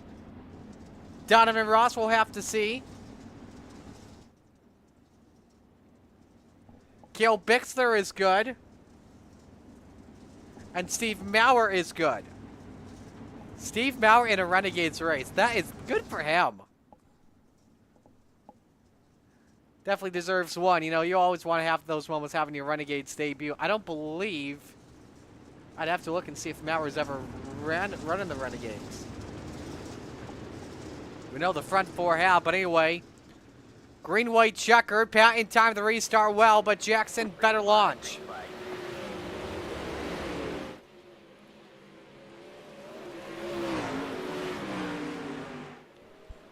Good corner exit. Donovan Ross now through and up to the 2nd position. As they're side by side off the corner, white flag waves. 1 lap to go for Keith Jackson.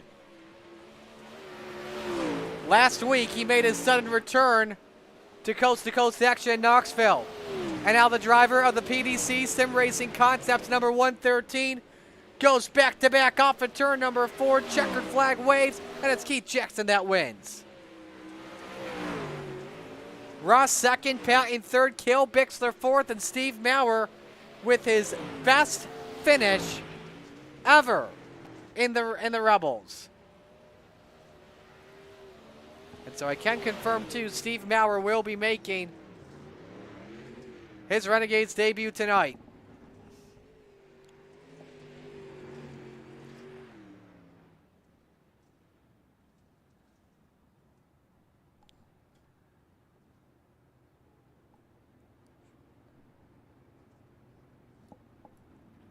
So as Jackson comes to victory lane, here's a look at the results from tonight.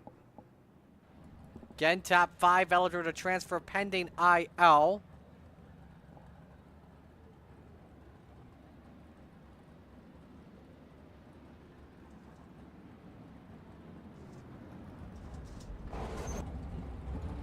So Jackson comes up.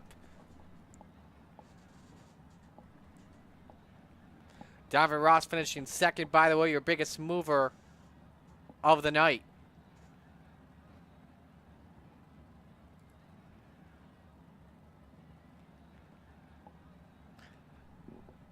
Just saw a funny post on our Coast to Coast Discord by Patrick Spengler, a gif of someone not happy with his computer, wondering why it's not responding, so he slams the keyboard with the screen. So that's Joseph Grandy right now. Oh man, that's good humor, but man, I feel so bad for Grandy at the same time. And he did confirm the wheel shut off on him. Dang. That definitely is his luck. So let's begin with our third place finisher and talk to the general, Andy Patton. Andy, not a bad race for you. We have to make it quick though, unfortunately. Walk us through it.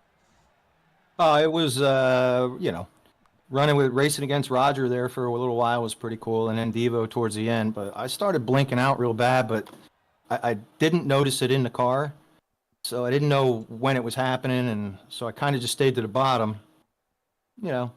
More important for me right now is to get a top 5 and get into Renegades. So it was a good, clean race. I'll take it. I had nothing for the top 2. Those guys were checked out. They were gone. Well, that definitely paid off. Who do you want to give shout-outs to? My team, Inferno Motorsports, and all the guys that support that team. I'd really like to give a shout out to Don Tulos for the paint job that he gave me on this car. It's really freaking pretty sharp. I mean, the one I had before was from him too, but this one's even nicer. That is a very nice game. It. Absolutely. Yeah. So, well, hey, great job. Hopefully the IL works for you in Renegades tonight. If so, best of luck. All right, man. I think it does. I'll have to look. All right, we'll have to see. So, all right. Wait. Andy Patton, your third place finisher here this evening. Let's go to the biggest mover of the race, Donovan Ross. Oh boy, how do you feel after that one, Devo? I don't know, like a battering ram, or I don't know. I don't know. Obviously, nobody had anything for your teammate here tonight, going back to back. But take me through your race though as a whole. Oh, I don't know. I just start in the back. I had a penalty from last week, and then felt like I was taking the senior citizens out on a field trip for a little bit, and then got clear of them. And then I looked down, and those guys were 9 seconds ahead. So I got some more work to do if I want to compete in the Renegades class. Who do you want to give shout-outs to, though, on the run? Oh, the guys back in there. Keith, Jack, Gary, Greg, you guys for the wonderful broadcast. Roger for everything they do in the league behind the scenes. And, yeah, see what happens in the next one. All righty, well, we'll let you go. Great job tonight, and best of luck in Renegades. All right, my man. Thank you. That's Devo, Donovan Ross in the number 5. And now we go to your winner, Keith Jackson, back-to-back for the driver of the 113. Keith, I know you were good, but sometimes you'd be rather lucky than good. That's unfortunate to see what happened with Joseph Granny, but hey, you took advantage and got the win. Yeah, we'll take it. I don't think I didn't have nothing for him. I could get to him, but he was too fast to get around. So definitely lucked out on my part there. But like you said, a little bit of luck never hurts. Absolutely, it does. How good was this race car as a whole for you? Like, and how tough was it trying to pass Grandy? It was good, man. It was put the qualifying setup in for qualifying and just added fuel the rest of the night. So setup was fantastic. I could pace him, but he was too good on the top to be able to slide and truly clear him without putting us both in the fence. So he definitely had it unlocked had he not broke or his wheel lost connection. Yeah, absolutely. So, hey, you're up to Renegades tonight. Who do you want to give shout-outs to on the run? Devo, Jack, Greg, Gary, and like last week, appreciate you guys putting us on every Monday for us, and hopefully get to talk to you again soon. Absolutely, man. Great job. Congrats. Best of luck in Renegades tonight, all right? Yep. Thanks, buddy. All righty. Keith Jackson, your winner. We will step aside and go to break. When we come back, Renegades time on the Coast to Coast Racing Network.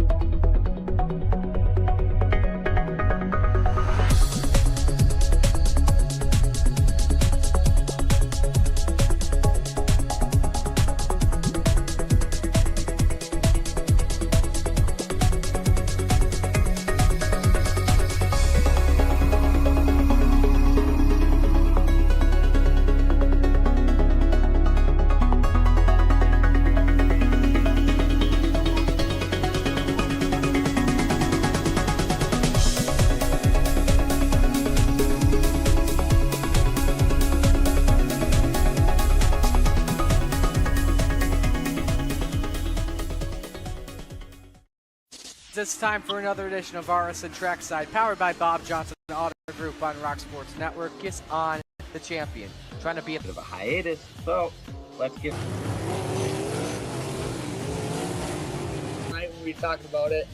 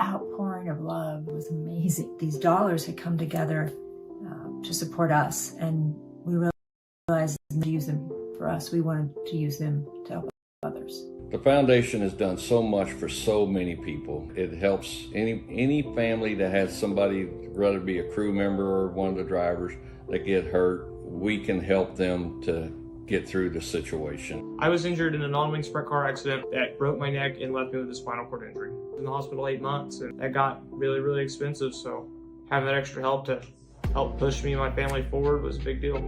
I was involved in a pretty gnarly sprint car crash. Found out my brain was swelling and bleeding. Pelvic bone was broken. I had 2 cracked vertebrae on my back, and I was in the ICU a little over a week. The Steve King Foundation reached out to my parents. We received a donation from them. Immediately, they started me on what's called neurofeedback, and insurance did not cover the neurofeedback appointments. So we received another donation from the Steve King Foundation. It really helped a lot, and I just want to say thank you. Thank you from the bottom of my heart to the Steve King Foundation for everything that they have done for me.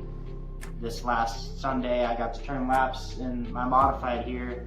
That was my first laps back in a race car since the accident, and I truly believe that if it wasn't for the Steve King Foundation, I wouldn't be able to do that or be where I'm at today. Yes, Steve's death is the reason the foundation exists, but it's Steve's life, and it's the lives of racers everywhere, is the reason we're able to do the work we do.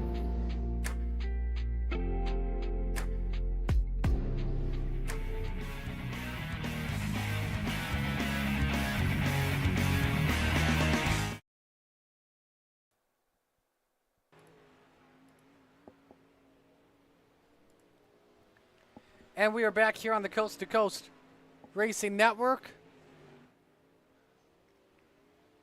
as we get ready to go here for Renegades at the Port Royal Speedway.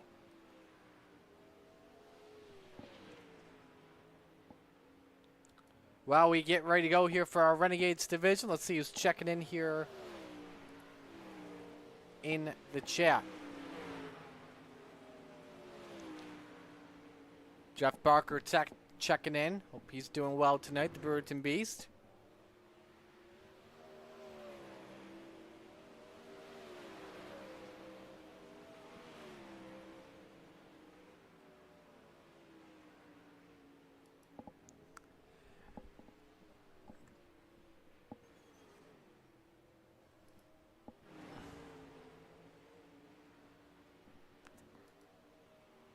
As we get ready to go here, let's give you your schedule for tomorrow night.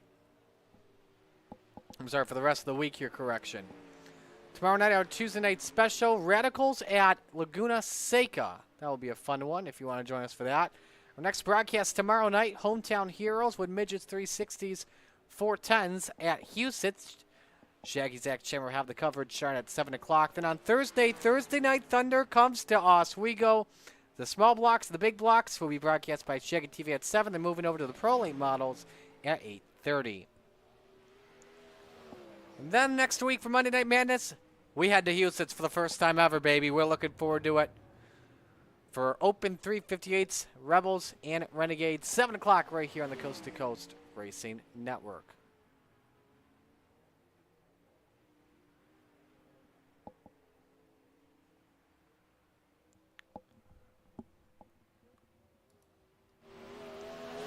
Let's look at how the times are shaping up.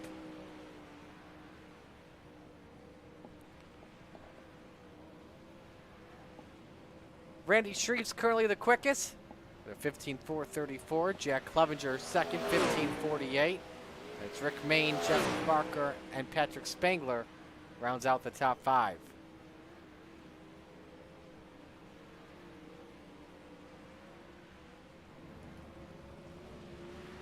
Again, last week we were with you in Knoxville, and it was Blake Chapman making the pass late in the going to take the victory.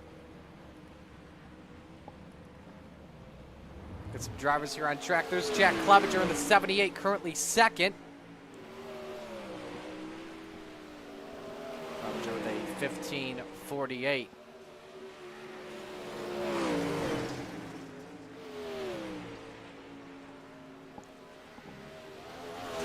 Clevenger pulling his car in.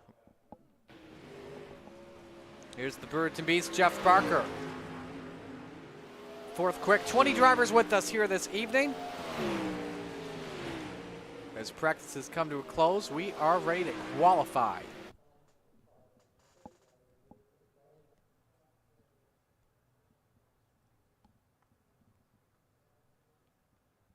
See who the first driver is that makes its way onto the racetrack. And while we wait, let us know who you're rooting for in the chat. We'll give you a shout out live and on the air. First driver out, the high side banger, Patrick Spangler in car number 39.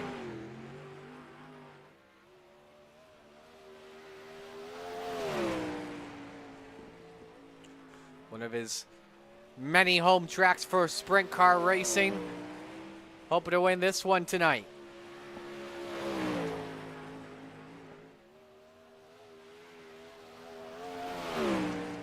The top here, trying to use that bank again. You gotta keep. You want to start second in heat races this evening, if not on the outside of the front row. So, kind of want to be the quickest is the name of the game as Spangler sets the bar 16:01. Bob DeGood goes second, 16:317. Let's go to Keith Jackson, who's second quick at a 16:05. Shreve's third, Ross fourth. Brad Waite, who nearly won last week, goes up to third. Maine is up to fourth. Keith Jackson, purple. Did he get it? 1594. He was better than Spangler. Then Blake Chapman said, hold that popcorn. I'll put her to the top at a 1588. Second lap time for the salesman is slower, but hold his popcorn indeed. He is the quickest. Got some other drivers on the track. Jack hits seventh quick, 16:114. Here comes Tyler Wilson, 16:256 on lap number one. Lap number two, this could be good. 16:23 to 14. Chad Griggs, 16:05. Lap one is fourth. We'll have three heats this evening, by the way. Here comes Griggs off the corner. Final car on the racetrack and a better lap, 16:042. He stays fourth, but it's Blake Chapman the quickest with a 1588. I believe Randy Shreves, Isaac Salas, Rick Main will start on pole position for each of the three heats. Oh, nope. Actually, they'll do two heats this evening instead. So that'll shake things up differently. So Jesse Bandy will lead us to green for Gambler Motorsports Heat 1. Bandy starts next to Brad Waite in the 814, who will have to continue to wait for that first career victory in the Renegades division. Row number two. Oh, that's going to the Rogan Wall have to watch. The high side banger, Patrick Spangler in the 39, and the salesman Blake Chapman in the 20. Row number three, Gentleman Jack Hitt. He's on the 217, and Slide Job, Isaac Salas on the 5. Row four, the Bird to Beast, Jeff Barker on the 513, and the Macho Man, Tyler Wilson in the 42. The final row is Bob DeGood in the 7, and Kale Bixler in the 789.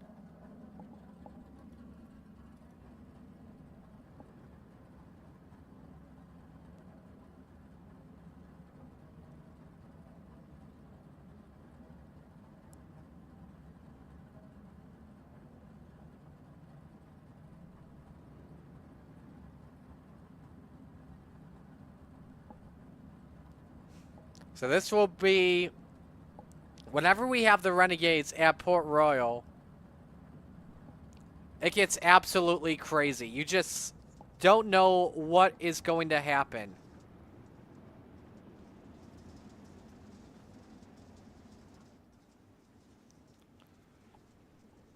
Especially in the second half of races.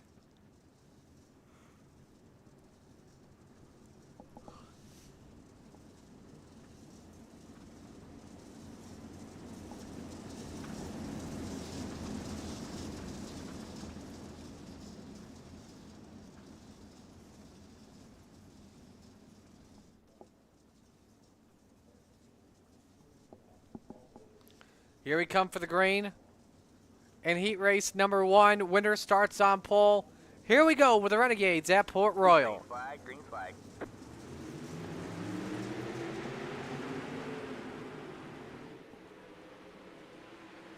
Good start for Jesse Bandy. Inside line actually working out early here for the pole sitter. Patrick Spangler second. Battle for third. Brad Waite over Blake Chapman. 8:14 has third, while Jesse Bandy leads lap number 1.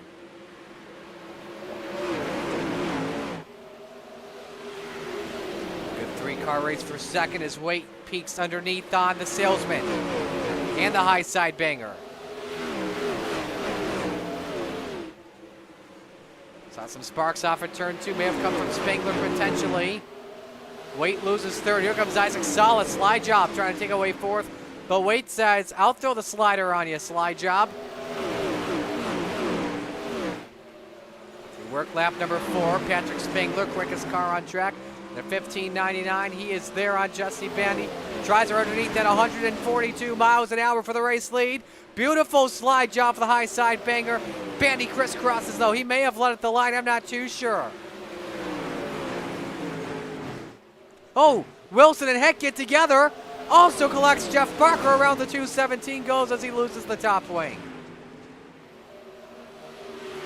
Spangler out to the point. Now here comes Blake Chapman. Trying to grab the 2 spot. Bandy slide jobs him.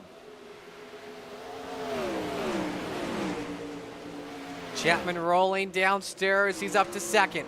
Oh, but he caught the wall. Bandy trying to take advantage with 2 to go. Leave here, we'll have 2 heats, so this will determine our inside row for tonight. So second would start third.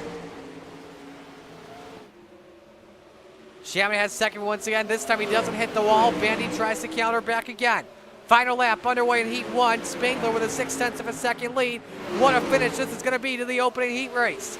We know who's going to win. It's Patrick Spangler. Second, Chapman or Jesse Bandy. Here they come off the corner, side by side. Chapman over Bandy. Waite fourth, Solids fifth, Bixler sixth, Barker seventh, Wilson eighth, hit ninth into good 10th.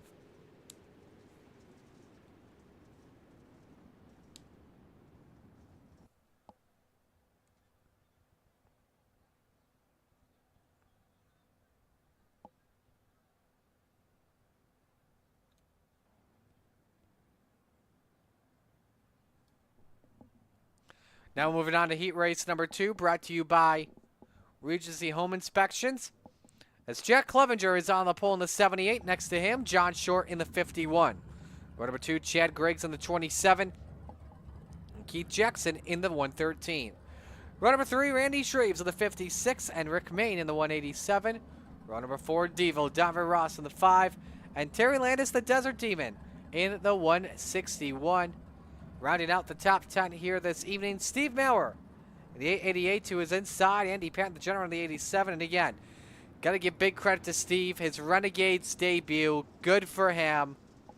He'll be in his first ever Renegades feature. That is awesome.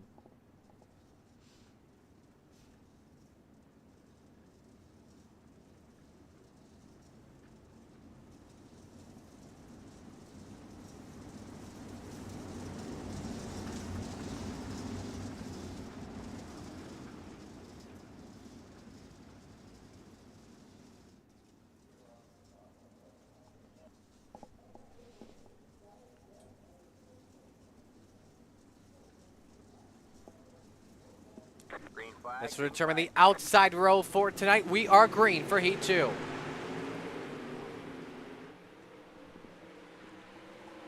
Nice start for Clevenger off at turn number 2. Griggs up to second. Short drops down to third, but now the 51 underneath on the 27 in the wall. He goes for a moment. Oh, look out!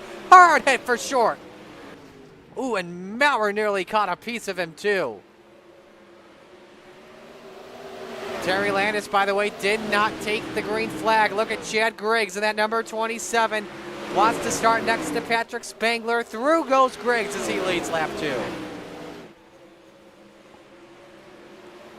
Now what can Keith Jackson do in the 113? Meanwhile, Shreves and Clevenger go after third. Shreves nearly took the win in the Renegades feature last week at the Knoxville Raceway.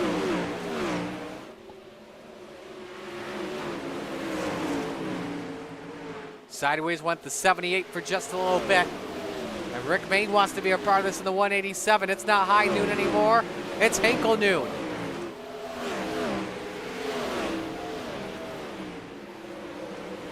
Clevenger in the wall, actually damaged the wing. That's 78. We saw him move for just a bit. Now Maine catches the wall. The Mad Rabbit trying to hang on to his ride.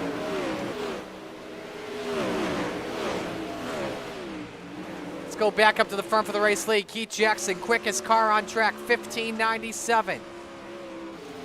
Let's look low on that 27 of Griggs. We've got 2 to go. Who will start on the front row this evening?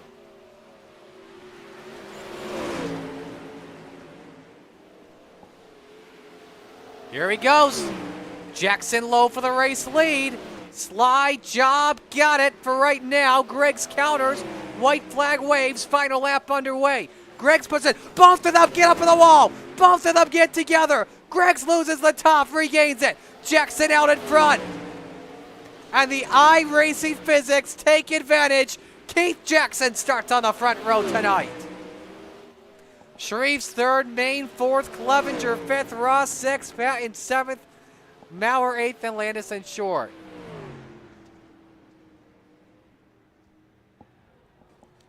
I want to see, before we go to break, I want to look back at that final lap one more time. I want to see if he actually went through Chad Griggs. See if netcode actually became a factor.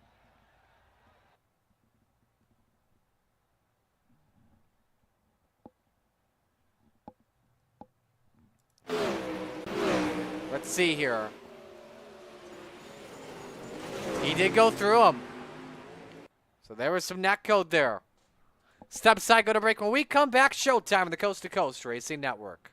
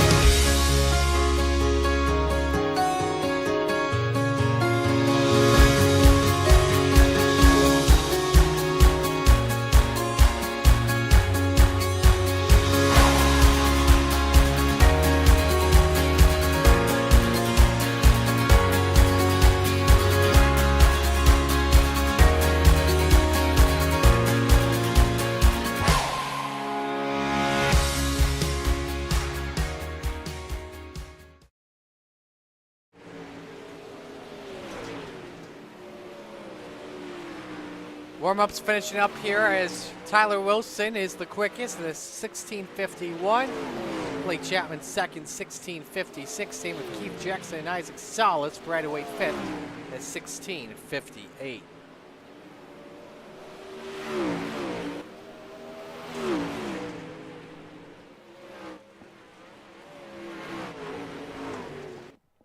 So we are ready to go for feature time.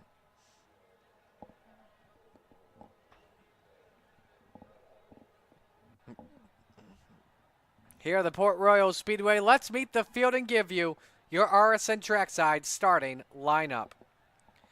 On the pole, the high side banger, Patrick Spangler in the 39. Next to him, Keith Jackson in the 113. Row number 2, the salesman, Blake Chapman in the 20, and Chad Griggs in the 27. Row number 3, Jesse Bandy, the Bandyville Master in the 49, and Randy Shreves in the 56. Row 4, Brad Waite in the 814, and Rick Main in the 187. Rounding out the top 10, Slide Job, Isaac Salas in the 5, and Jack Clevenger in the 78. Row 6, Cale Bixler in the 789, and Davin Ross Devo in the 5. Row 7, the Brewington Beast, Jeff Barker in the 513, and the General, Andy Patton, in the 87. Row 8, the Macho Man, Tyler Wilson in the 42, and next to him, it's Steve Maurer in the 888. Row 9, Gentleman Jack in the 217 of the Desert Team, and Terry Landis in the 161. And rounding out the grid, Bob DeGood in car number 7, and John Short in the 51.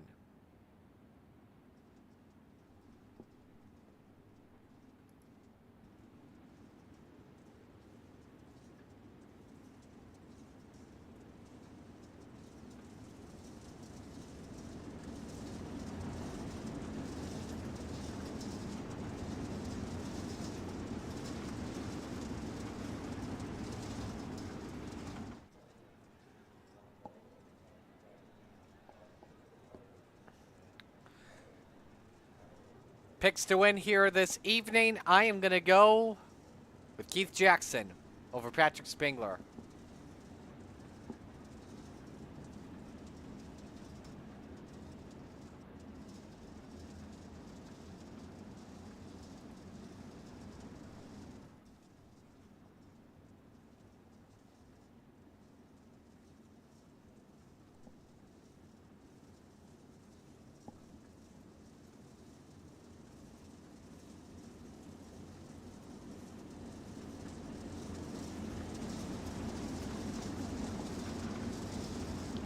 Steve King Foundation Pace Truck is in. We're ready for the Flatline Racing Bodies green flag. It is time to shake and bake, wing it and bring it.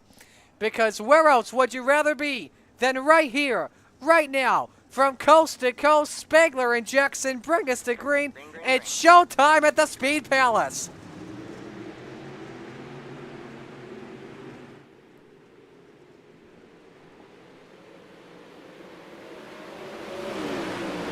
Patrick Spangler leads the field into turn number 3. Blake Chapman looks underneath. Keith Jackson off for turn 4, nearly makes contact with the wall.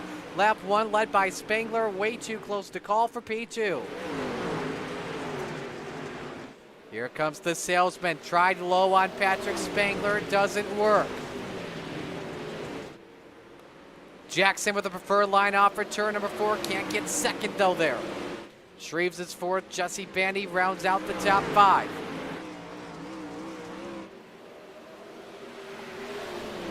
Chapman quickest car on track, 17:01 that last time by, stays wing to wing, off for turn number 4, then tucks it back in line.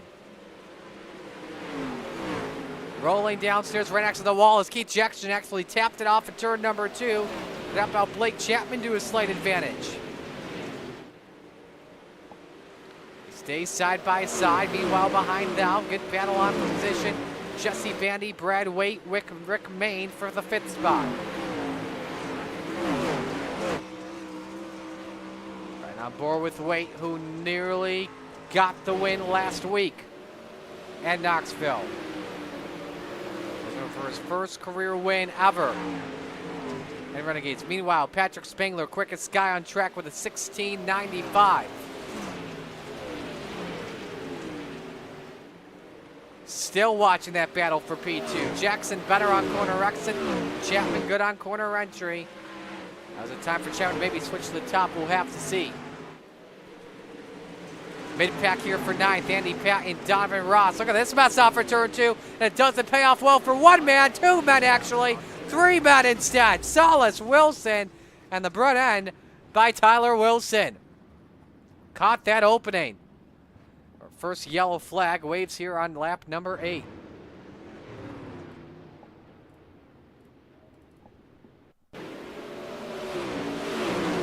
Look at what happened to the Macho Man. Barely caught Isaac Salas and hit both ends of that opening. Steve Maurer involved as well. Let's ride on board with a couple of drivers here. Let's go Jeff Barker.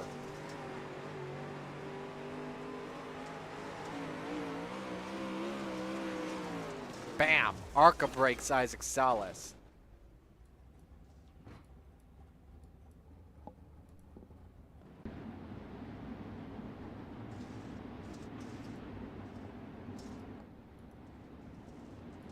See a double fire restart here coming up in just a moment.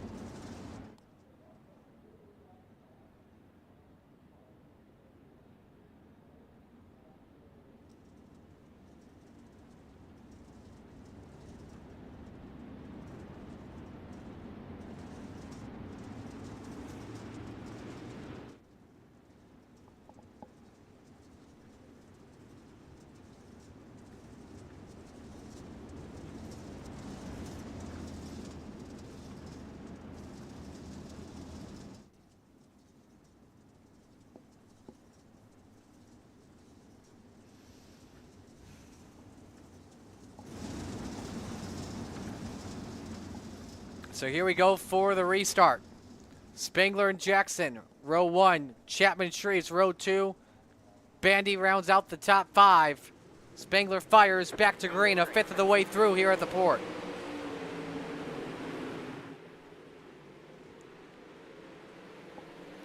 Jackson tries to counter back on Patrick Spangler. They're wing to wing in a turn at number 3 for the lead, but it won't count. Caution. Bobby good in the 7. Jack hit and Diver Ross also involved in the background. The 5 is on his lid.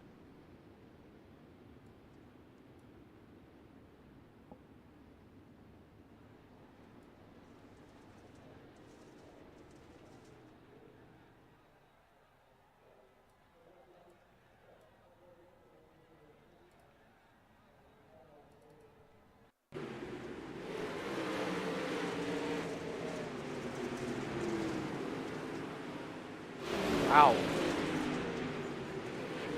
So all happened up in front of Bob instead.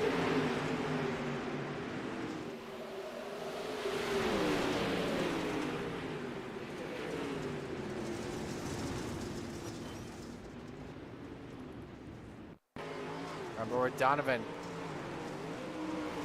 This was really sideways and the weight shift sent him upside down.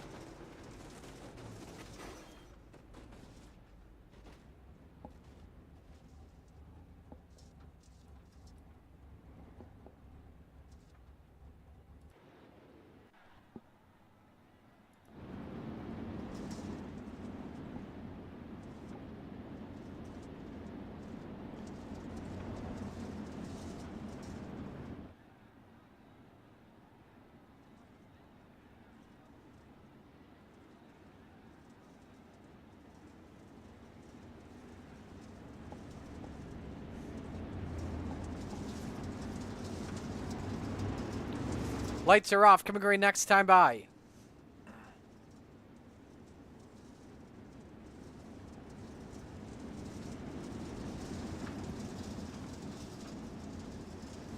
To watch this restart from the aerial cam. Spangler and Jackson, row 1. Chapman Shreves, row 2. Waite and Bandy, row 3. Clevenger and Main, row 4. Patton and Cale Bixler round out the top 10. Gets moving right now. Terry Landis on the track. Here we come back to green. Green flag, green flag. Nearly 3 wide for second there. Jackson trying to reel in the race leader once again. A great run off of turn 2, but hold the phone. We're back to yellow. Wilson, Barker, and Chad Griggs. And Chad is crab walking. Wilson's lost the top wing.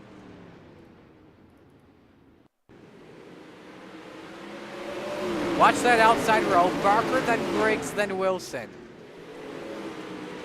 Just a stack up. Griggs goes on his side. Two of them upside down, in fact.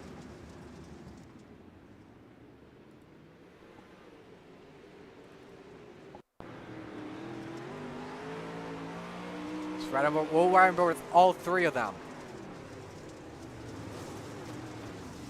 Griggs will give you a better perspective here in a moment.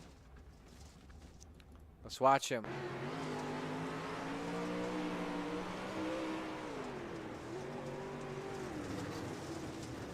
There's a car underneath. I don't know if that was Mauer or Short. I couldn't tell. Let's watch Wilson.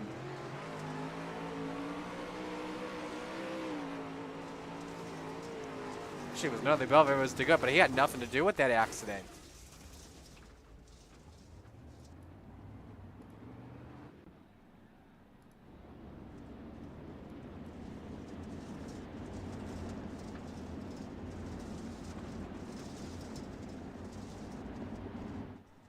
Again, don't forget, next week we are at Houston Speedway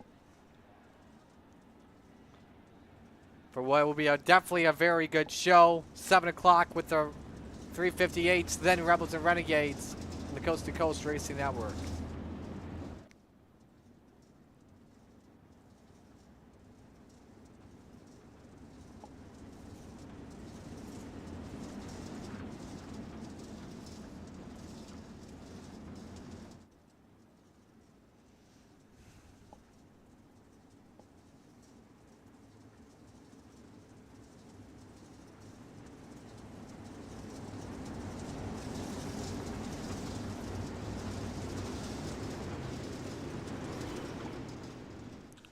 Here we come for the restart. Single file restarts rest of the way. Here we go.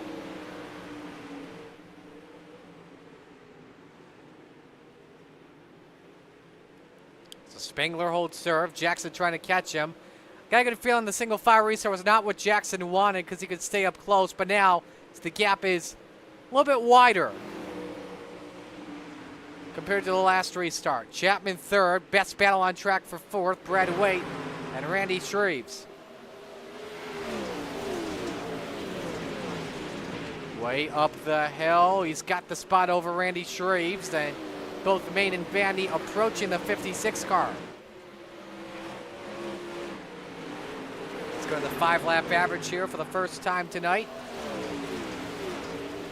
Really good race in the turn number 3. Spengler, without a doubt, best car on the racetrack.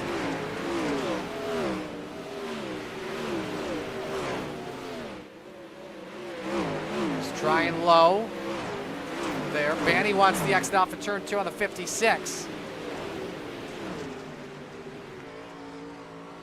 Easy pass on the outside. The Vanderbilt Master is up to 6th in the line.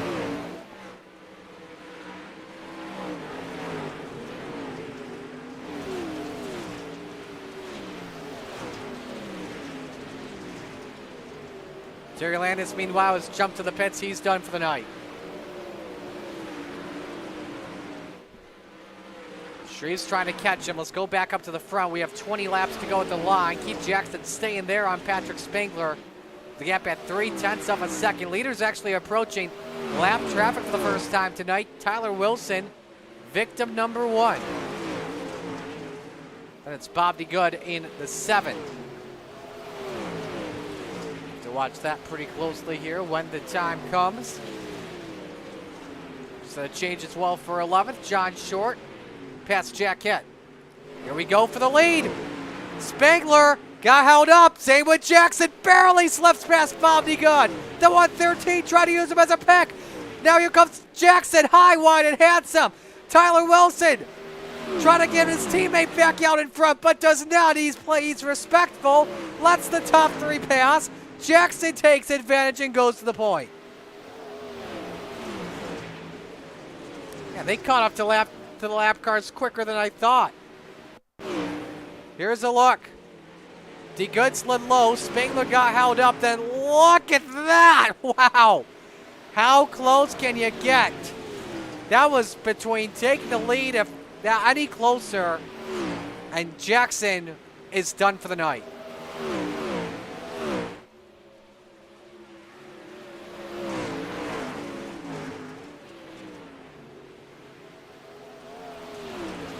Let's go back to that 5-lap average once again, as that's clearly changed. This stays as the long run to the finish.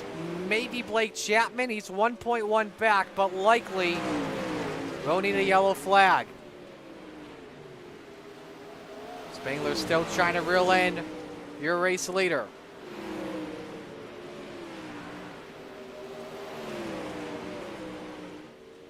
He is better, though, in the second sector from the looks of it compared to the first. Let's look this time here. Jackson 0.3 better. Leaders approaching Terry Landis, second half of the lap. Jackson just a little bit better. Leaders are approaching a couple of drivers here. Terry Landis, the first one. Look at the handful. Saw the leader, Keith Jackson, half. Spangler approaching him. Does he make the move here now in lap traffic? Yes, he does. Landis stays low. Oh, John Short stopped right in front of Keith Jackson. No yellow, we stay green. That may have been a jump scare for the 113. Hangs on to it. Now they go past Steve Maurer. Blake Chapman has lost touch with the top two. Next time by, 10 laps to go. Jackson, Spangler, winner take all.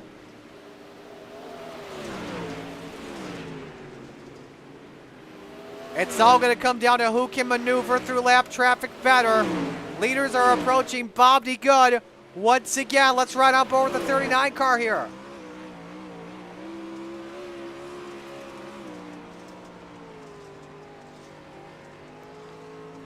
Bob better know the leaders are there. Yes, he does. He lets the top two go. 9 to go. Spangler shows his nose low. Slide job, Spangler. Jackson counters it back and hangs on. They stay side by side. Spangler saw that one coming out to the diamond. Jackson nearly got over the banking. They stay wing to wing. I think it was Spangler that led the lap of the line. That could be key. They stay side by side off for two. Watch out, Blake Chapman, though, is the quickest car on track. Another slider from Jackson. Over the banking, sideways off for four. Spangler back out in front.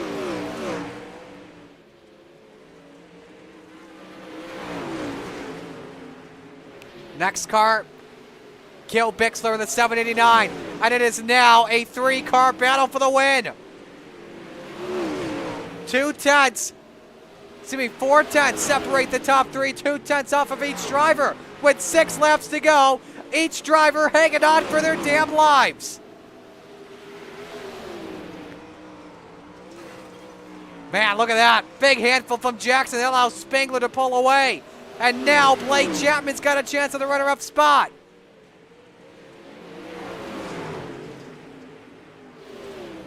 Good 1 and 2. Jackson's good in 1 and 2. It's just 3 and 4, but the cushion is just so nasty on him. Especially when he's trying to throw the slider in. 4 laps to go. Will lap traffic be a factor? Next car is Andy Patton, who's been blinking. Chapman low for second. Slide job by the salesman. He's got it. Jackson with the counter, though. And Jackson back through the P2.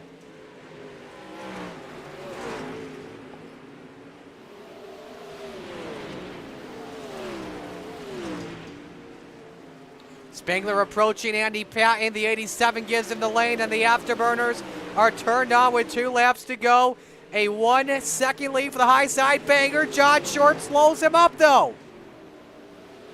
2 cars separate your top 2. Here they come off at turn number 4. White flag waves. Final lap underway for Patrick Spangler. He's in the Training Wheels Racing number 39. Picked up his first win earlier in the year at one of the smaller tracks, I-55. He makes his way through 3 and 4, takes the win at one of the bigger tracks. Patrick Spangler off for 4, out of fuel. Oh my goodness! Blake Chapman stole it!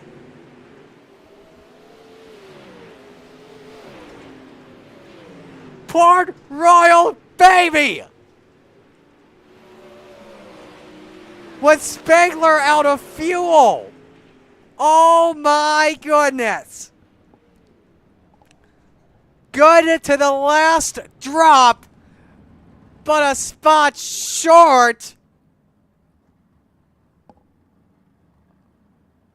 What on earth happened? Let's go to the white flag. Spangler's all good. Everything working out well there. Look how far Chapman's back. Staying low. Look at the momentum he got. Spangler had to have been out of fuel. I don't know, though. How did Blake Chapman steal that? I want to ride on board with Spangler.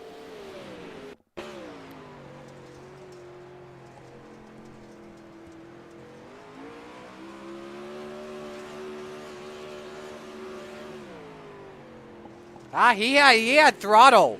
Patrick just did not expect Blake to have one heck of an exit.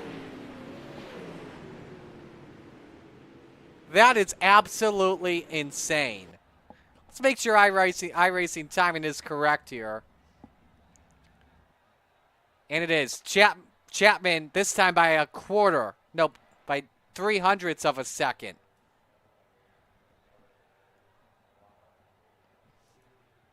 Again, that is just absolutely unbelievable.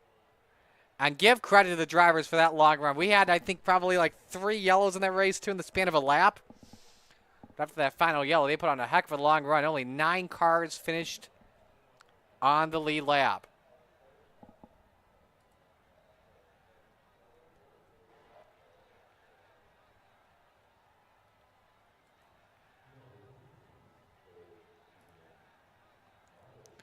So let's bring in your top 3. Let's bring in Keith Jackson here. There we go. Keith, a nice run for you. Take me through the race. Well, it was a lot rougher than that first one. Felt good right there in the middle of the race, and then there at the end, I blew my right rear tire off. I didn't have nothing left, and thought I was going to get lucky again and kind of get away in traffic, and then traffic kind of spaced out, and Blake and Patrick were able to run me back down, and I just didn't have nothing for them. Were those actually, yeah, never mind on that. I was going to ask you about those 2 yellow flags when you were trying to grab the lead, but I forgot you actually took the lead away from Spangler using lap traffic as a pick. But, yeah, he just hunched you down. It looked like, though, at the same time, in turns number 3 and 4, that right rear was getting just a little bit over that cushion. Would you agree? Yeah, I wasn't. When I was running them down, I felt like I was getting through 3 and 4 great, and then when I wasn't running, when I was out there in front, for some reason, it seems like I forgot how to enter, and then I was just out to lunch, it seemed like. And then he blew my doors off, and I went to the bottom to see what that was like, and then Blake checked out, and then I just kind of hunkered in and tried to finish out. Who do you want to give shout-outs to? Devo, Jack, Greg, Gary, and you guys televising this, and then Roger and everybody at C2C for hosting. Well, great job tonight, man. A great night of racing. Got the win, Rebels. Best luck next week. Yep, thanks, Marty. Keith Jackson finishing 3rd. Let's go to Patrick Spangler, who finished in 2nd. Patrick, I don't know what to say, man, after all that. The only thing I have to ask you is just what happened. I thought you were out of fuel. Then I looked at a replay. You were accelerating to the finish. What happened? I don't know. There was a lot of lap cars on last lap, so I just I got stuck on the bottom 1 and 2, and I was going to hit the bottom 3 and 4 because all the lap cars were up top, and then I just hit the gas out of 4 and just spun tires all the way down the straightaway. It looked tacky on my screen, but definitely was not tacky. Must have been an ice rink under there. Did you think you had a good enough gap at the white flag to have the win? Especially going into turn number 3 too. Yeah, I thought I was going to coast to it easy. I was just trying to keep the 0x and give the lap car some room, and I figured it'd be tacky all down the bottom of the front stretch. And I just hit the gas out of 4 and just spun all the way down to the finish line. Who do you want to give shout-outs to?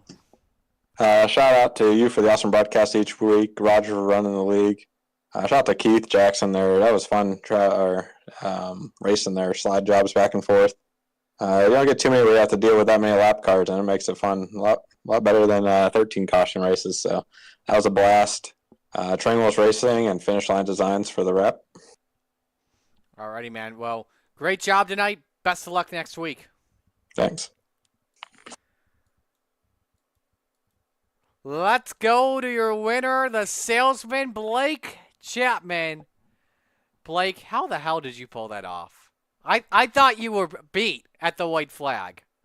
Marty, I was thinking the same exact thing. I didn't really think I had much of a chance unless one of the lap cars got into Patrick, which you wouldn't ever want to see that. But there was a lot of lap traffic to deal with tonight, and I think the leaders did a good job of dealing with it. I could catch them just a little bit, but didn't really have anything for them all race. Then with about 10 to go or so, I noticed I was really starting to get pretty quick, and I had a lot more speed than Keith on the straightaways, and we were able to get him, and then Patrick was still a little ways ahead of us, and I really didn't think I had much of a shot. I followed the lap car and into turn one. I thought he was going to go low, and he went high. So we were stuck up there, and then I cut it down and got a pretty good run down the backstretch there, and we were able to clear him into three, and I just really sent it in as hard as I could, and we got a perfect run there coming out of four. And, like Patrick said, he just spun the tires coming out of four. I was thinking he was running out of gas, but we were just barely able to get him there at the line. What did you expect as a whole going into this race? Yeah, I really wasn't sure. I wanted to run a setup primarily for the bottom, but kind of talked myself out of that. Glad I did because the top was fast all night long. You always expect the top to be pretty quick here, but the bottom can come in sometimes too. And it was there for the beginning of the race, and I was able to use it just to hang with the leaders, which is big. And when it comes to saving tires, so that was really huge for us tonight. But you always expect the top to be fast here, and it was. And we ran the same setup all night long, and it was really, really quick for us. Next week, we go to our first one. Husets, what do you expect going on in? I've had a lot of success there in the Hometown Hero series, so it's a fun track. It's a quick track, so hopefully we can keep the cautions down and put on a good show. Who do you want to give shout-outs to, especially that popcorn? Absolutely. I first got to thank all the guys down at the Kreitz Sim Racing Team and the K&M Racing Team. Got to thank the parents for watching. Got to thank Preston at Epsilon Sprint Wraps and Andy at A&J Custom Creations. And, of course, I got to thank Galen's Gourmet Popcorn. There's no better way to celebrate a win than with some Galen's Gourmet Popcorn. You can head over to their website and use code CART, that's C-A-R-T, at checkout for 15% off of your purchase. I got to thank everyone that puts this league on, and, of course, you for doing the broadcast, Marty. Congratulations on the win, man. Well done. Enjoy it. What a win. What a clutch way to win. Thanks, Marty. Blake Chapman gets it done. Awesome finish. Really, just an awesome finish. So, alrighty, with that being said, we will bid you adieu on tonight. Thanks for joining us here on this Monday night. On behalf of everyone with the Coast to Coast Racing League, all the fine drivers and sponsors, Roger Craig and his great group of admins, I'm Artis Callis saying so long. Congratulations to your winners here tonight. Joseph Grenny in Open 358s, Keith Jackson Rebels, and Blake Chapman in the Renegades. So long, everyone. Thanks for joining us.